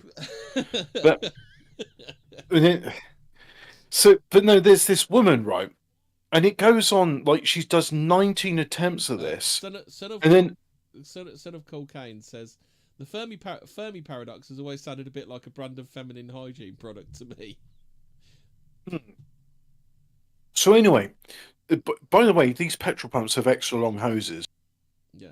19 attempts where she's doing U-turn, she's going around a circle, she's going up to one, reversing into the, and every single time the filler cap is on the opposite side of the petrol pump. Oh God, yeah, yeah, And no, yes, I know the one you mean. I've seen that one. and not even like sort of going like, oh, it's on the opposite side. Is What if she I an just go to the alien? petrol pump? What if What if I go what to the? if what if Hobbit? She's not dumb. She's an alien. Well, she's a dumb alien then. Dumb, Oh, actually, I got a joke there. So dumb, anyway, dumb. 19 attempts, right? And at no point does she figure out how to get the fuel filler cap on the same size as the petrol pump. So eventually she gives up and she pulls on the hose and it's an extra. And she brings it over her car and she eventually gets it into there. But it's at an angle and it's. Because also she's like nowhere near the petrol pump as well. So there's like 2 foot of air between her and the. But it's just. It's. I look at that and think that woman's vote counts just as much as my vote does at the ballot box. And the aliens I could have really seen that. like to. The aliens could have seen that. Yeah, yeah. This planet, So there's no hope for it. is a joke, right? 2 aliens, right? I mean, they land in a flying saucer. They come down to this petrol station, and one of the aliens he goes up to a petrol pump, singular petrol pump, right? He says, "Take me to your leader." And the petrol pump, being a petrol pump, it says nothing. And then, so like the other alien like says, "Hey, ask him again." He says, "You sure?" He says, "Yeah, go on, ask him again." He says, "Take me to your leader." And the petrol pump, right? He knows what's up. It's a petrol pump. He says nothing. This is a petrol pump. And so the first time, right, he's getting annoyed. Look, if you don't take me to your leader, I will use force. I will zap you with this ray gun. He points this ray gun at him. And in the second aim, he says, he'll do it. But wait. And then he leans in and says, hey, hang on, just a second. I got a bad feeling about this. And the first aim says, what do you mean you got a bad feeling? This is, I don't think you should mess with that guy. And the first aim says, oh, look, he's not doing anything threatening. And the second aim says, hang on. Don't think you should do it. Flung. The flying saucer collapses. And they're just there, groaning in pain. They're on fire. They eventually manage to put the fire out. And they're groaning and licking their wounds. And go, oh, God, woe's me. And then the second he turns to the first one, he says, I told you not to mess with him. The first alien says, oh, God, what do you mean? He says, well, any man whose dick's long enough to wrap round his waist and stick in his ear is not so you should mess with. Terrible of it. And that is the answer to the Fermi Paradox. But, well, no. We're actually. I was going to say if that was not time to finish. uh, uh, you blew it too soon, didn't you? You blew your wad too soon. well, I was trying to make the joke go long. I was trying to pad it out, but yeah. But that is the answer to the Fermi Paradox. Oh, that's it. Deep dive research on this topic because the mistake was inhibited the search for extraterrestrials, which I think is worthwhile. It was cited by Senator William Proxmire. Or UAPs. I don't know. No, there's a reason. They got them a silly name. No, because they used the term in one of the X-Files episodes, don't they? Oh, right. Like it was cited by Senator entity, so it's like an UBE or something. Oh, bollocks all these terms. Just call them little grey men. We all know what that means. Demons. It's cited. yeah, exactly. William Proxmire was the reason for killing NASA's SETI program in 1981. The program was restarted at the urging of Carl Sagan, but was killed dead in 1993 by Senator Richard Bryan. Well, how can that be? Because I remember back in the late 90s and early 2000s, I had the screensaver called SETI at Home, where you download a 350 kilobyte chunk of data from the Arecibo Radio Observatory. You know that one they showed in, was it Goldeneye? And they're having a fight on it. Yeah. You know the big sort of concrete thing. Yeah, and so anyway, since then, no But didn't searches in the US. hold on, I'll have a look. But didn't they kind of like self-fund it or something after the budget cuts or something? Well, that's why I'm wondering about SETI at Home because there was stuff for that radio observatory was just That reminds me. I it was think I was one of too old for it myself. But like when you used to have to get beer from the pub, there were no off licenses. It was Davenport's means beer at home. When you said say at home, it just made me think of Davenport's. okay. Yeah, I remember that in Steptoe Son, where they're playing cards, and Albert says to Harold, "Here's a couple of shit. Go and get a couple of jugs of beer from the local." And it's like the idea you could go to a pub, you could buy booze to take off premises, an off license. Uh, Shame, really. I don't like the supermarkets. Like somehow they pay less tax on alcohol than pubs do, which I think is Yes, wrong. which is When I'm absolutely king, wrong, I'll isn't it? well, when I'm king, I'll do away with them. Well, And do you remember also, I'm when the thinking Zoomers? just You don't have the problem with the Zoomers, but remember when the millennials were kids and they'd be out drinking their cider after dark and menacing people. yeah, Like the way yeah, they would have stopped that um, would have been to the supermarket, have the supermarket tax more than the beer than the pub tax, and then you could have pubs. Pubs would still be running to this day, wouldn't they? yeah. And you'd also have smoking in pubs, and you'd leave it up to the landlords whether or not to allow. You could have pubs that say no smoking, and it'd be up to the landlord. Mm. I think there should be like the land. It's your business. You do with it what you see fit. If you want people to smoke in your establishment, like you're a tobacconist or you're a pub or you're whatever establishment it is, a hairdresser's, you may be saying, no, I'm not having people smoking in my hairdressers because I don't want people's hair smelling of cigarettes. And then people are like, yeah, that's reasonable enough. I'll come to your hairdressers because it's a non-smoking hairdressers. Um, Wow, there's a lot of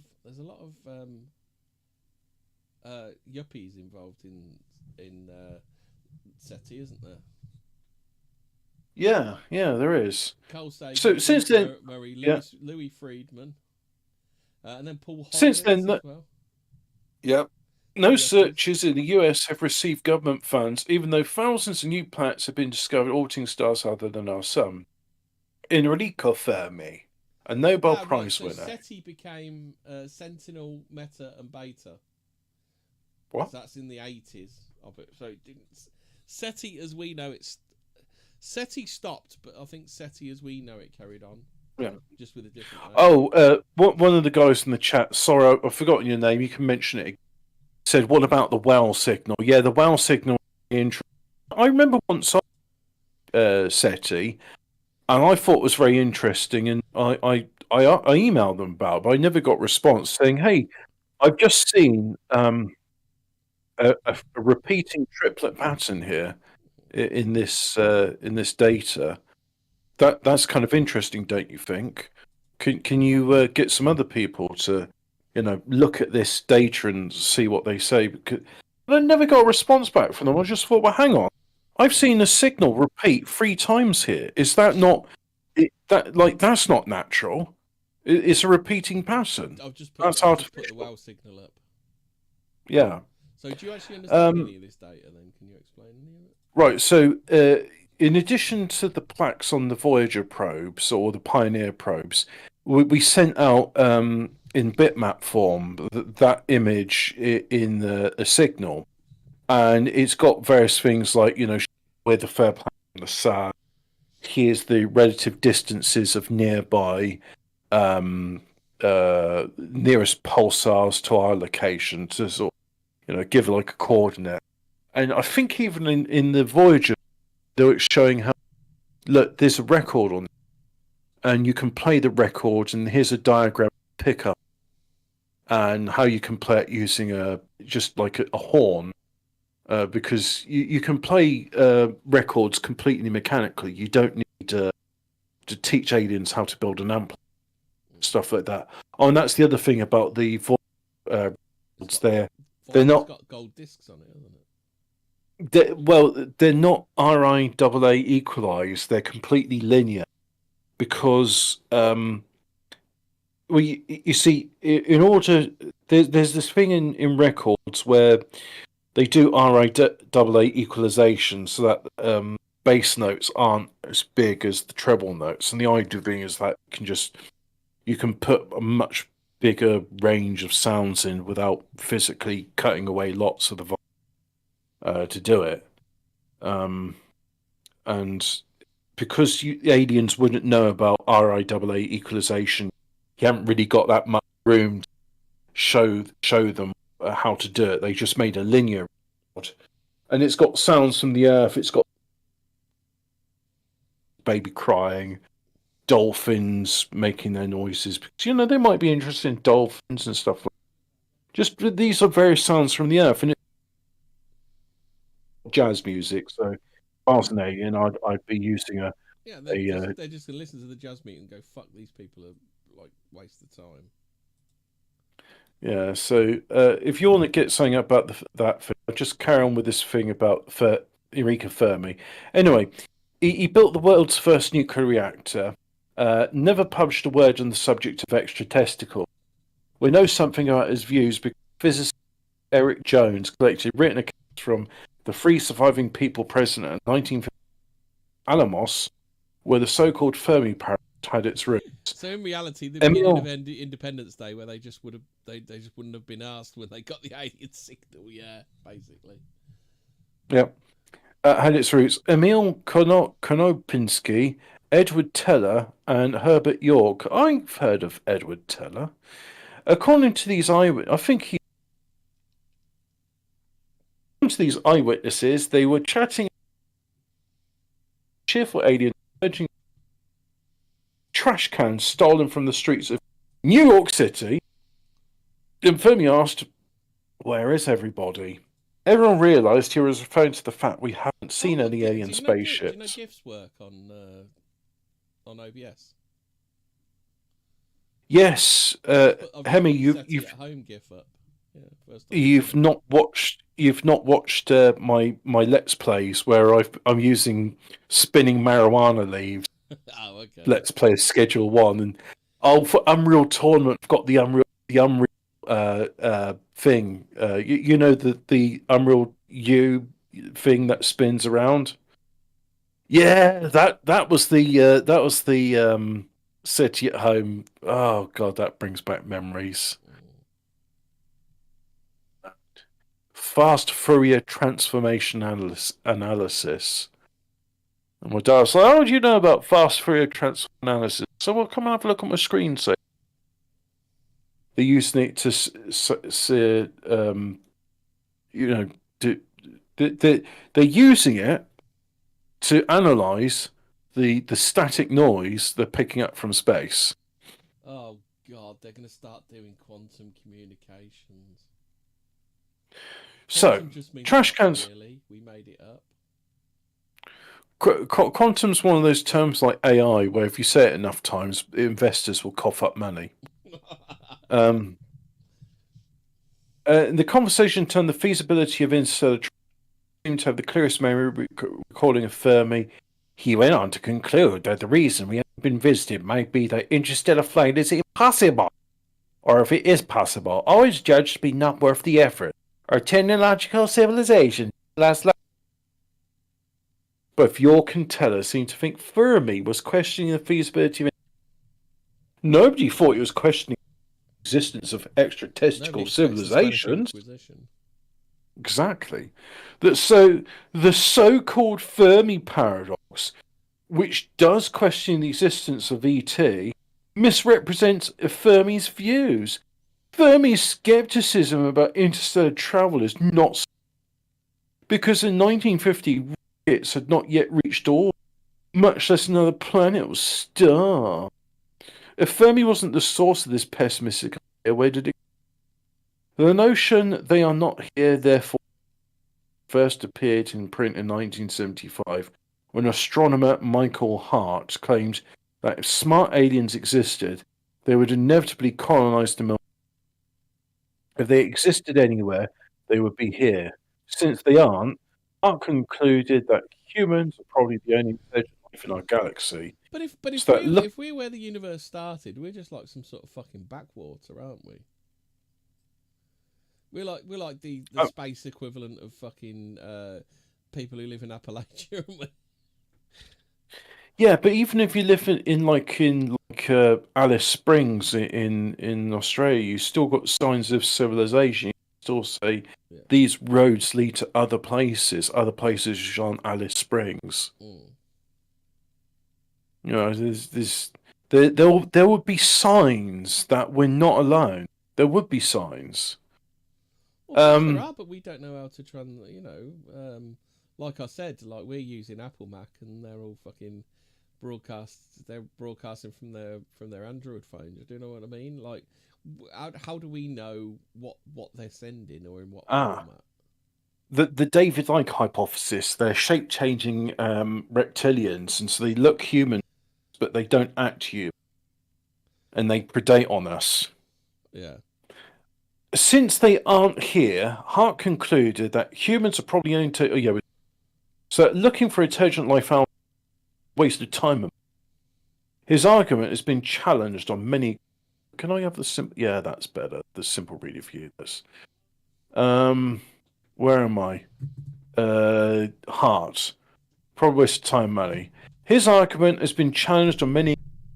Star travel is not feasible, or maybe nobody chooses to colonize the galaxy, or maybe we visited long ago and the evidence is dinosaurs, but the idea has become entrenched in alien civilizations. Or, can I just say, another possible Fermi paradox thing? When you get to the edge of the solar system, there's an impenetrable barrier.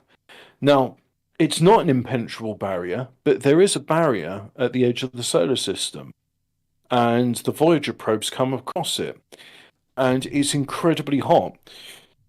The plasma, which is very thin, it's barely above the density of the space, is somewhere in the region of 30,000 to 50,000 Kelvin in temperature. Now, for reference, space is a couple of degrees above, so that's like 2 degrees Kelvin. Freezing day on Earth is, I think, about 250 degrees Kelvin, or is it 270? I forget the Kelvin scale. Not so familiar with. And steel would melt at well, I know it melts at what is it, 1800 degrees C, so that would probably be 2000 degrees Kelvin. So we're talking about 30,000 to 50,000 degrees Kelvin. We're talking about plasma levels of temperature. It's like that will vaporize things that go through it. Now Voyager's going through it at the moment, and it's not vaporized, and we know this because we're getting the telemetry back from it still. So what's happening is the hypothesis here is the edge of the solar wind, the heliopause, is interacting with the interstellar space medium. I don't know how they define that, but they're saying because of that, there's a big boundary between the edge of the solar wind and that. And because of that, the interactions between these two colliding particles, even though it's space and there's no colliding particles, that's what's causing the plasma, which to me sounds like a load of bollocks. Because if you're saying it's friction, well, in order to have friction, you need to have like substance rub up against one another. And I'm sorry, but if you've got like the average density, I'm told, is you've got 2 atoms of hydrogen per cubic centimeter. That's not enough to have fucking friction. Sorry for the F guys. Getting towards the end of the show now. But anyway, there's a big barrier of plasma at the edge of the solar system, and maybe, just maybe, it stops signals getting through. Who knows? As Voyager traverses this barrier, we'll know more about the edge of our solar system and this definite border it's got. Do you want to say anything to finish up? No, because I don't really understand it. All right. Well, neither do I. As we get more and more into it, but suffice to say, there's a distinct barrier to our solar system, and Voyager's coming right up to the edge of it now. How about this one then? Astronomer Jill Tarter also disagrees with Hawking. So, do you remember when Stephen Hawking said "shut the fuck up" because we've seen what happened to the American Indians when a superior. Is it just me, or was like Stephen Hawking's like a complete stooge? Couple of reasons. One, he had ALS. Do you remember the ice bucket challenge? Yeah. Well, he's not in the Guinness Book. Aren't you supposed to die quite young with that? Well, he's not in the Guinness Book of Records for the longest lasting like survivor of ALS. Yeah. And secondly, like you know, how do we know that's him really saying stuff? For all we know, it's just somebody with the same text to speech engine. It's just saying, "I am Stephen Hawking, and I say you should pay an Apple gift card and give it to this account." Well, anyway, I was just going to say, astronomer Jill Tarter also disagrees with Hawking, arguing that aliens developed and like this is like so naive. That aliens developed and long lived enough to communicate and travel across interstellar distances would have evolved to a cooperative and less violent intelligence. Like, what is your basis for thinking that? Well, it's the Dark Forest versus the Valerian and the City of a Thousand Planets offices. You know, I'm saying if they're advanced enough to be spacefaring, they're advanced enough to cooperate, because we know from SpaceX and NASA. Or what about the Kardashians? Not the Kardashians, the Cardassians. What about the Cardassians or the Ferengi? Or do you know what I mean? Like, there's every possibility that these civilizations like don't have our best interests at heart. We all know from these things, you can't just do it on your own. You need people to cooperate together to make these systems happen. It takes the work of a lot of scientists, really smart scientists and engineers. So what are you saying of it? I'm saying that in order to make a rocket and send it into space, you need a whole team of people doing it. And then you need a team of logistics, like even just farmers feeding them. You listen to White Rabbit Radio, don't you? Because Tim's always saying that apparently there's like a space detente, isn't there? Like the one thing they will not war about, will not squabble about, is space. Not sure about that. Yeah. I don't know, but then you've got the stuff. It was Eisenhower that did the deal with the aliens, apparently. There's also like Dwight Eisenhower and his deal with the aliens, if he did.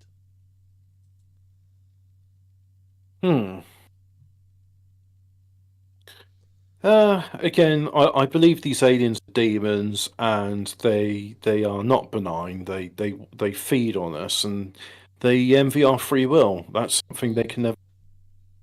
And they want to take it away from us with TikTok and Bonnie Blue. No, and that's why they're trying to take them from us with TikTok and Bonnie Blue and OnlyFans. They're trying to take our souls. You talking about the yuppies again? Yeah. And Critical Drinker wants to take it away from us by reviewing Yappo's Market and interspersing every clip where a woman does a poo on a man's head with that clip of the dwarf having a vomit. Yeah. And I think on that note, stay spooky and don't watch anything. The message! Aye! The message! The message! Don't watch anything Japanese. It's really, really bad for you. If you don't think about watching something Japanese, don't. Yeah, if you are thinking of watching something Japanese, don't watch something Japanese. Anyway, no, it's not well. Good night now, and go away now as we're taking the mick out of the drinker. Go away now. Play the clip of the vomit having a dwarf. Or the ha ha ha ha ha. Or the are you serious? All the other three, Yeah. all the other three You bits he serious? plays on repeat. Yeah. He's just got his like little, his 1d6, a dice. That's what we call it. Yeah. A six-sided The dice. fart one. He gives it a. There's the poo one as well, isn't there? Everyone's covered in poo. He gives it. Oh yeah. They're in the poo and they're all having a laugh because they're in the poo. Yeah. It's funny because they fell into the poo. It's not funny. The woman did a poo on his head. Anyway, this is a really long outro, Hobbit. The message. The message. Good night. The message. Stay spooky.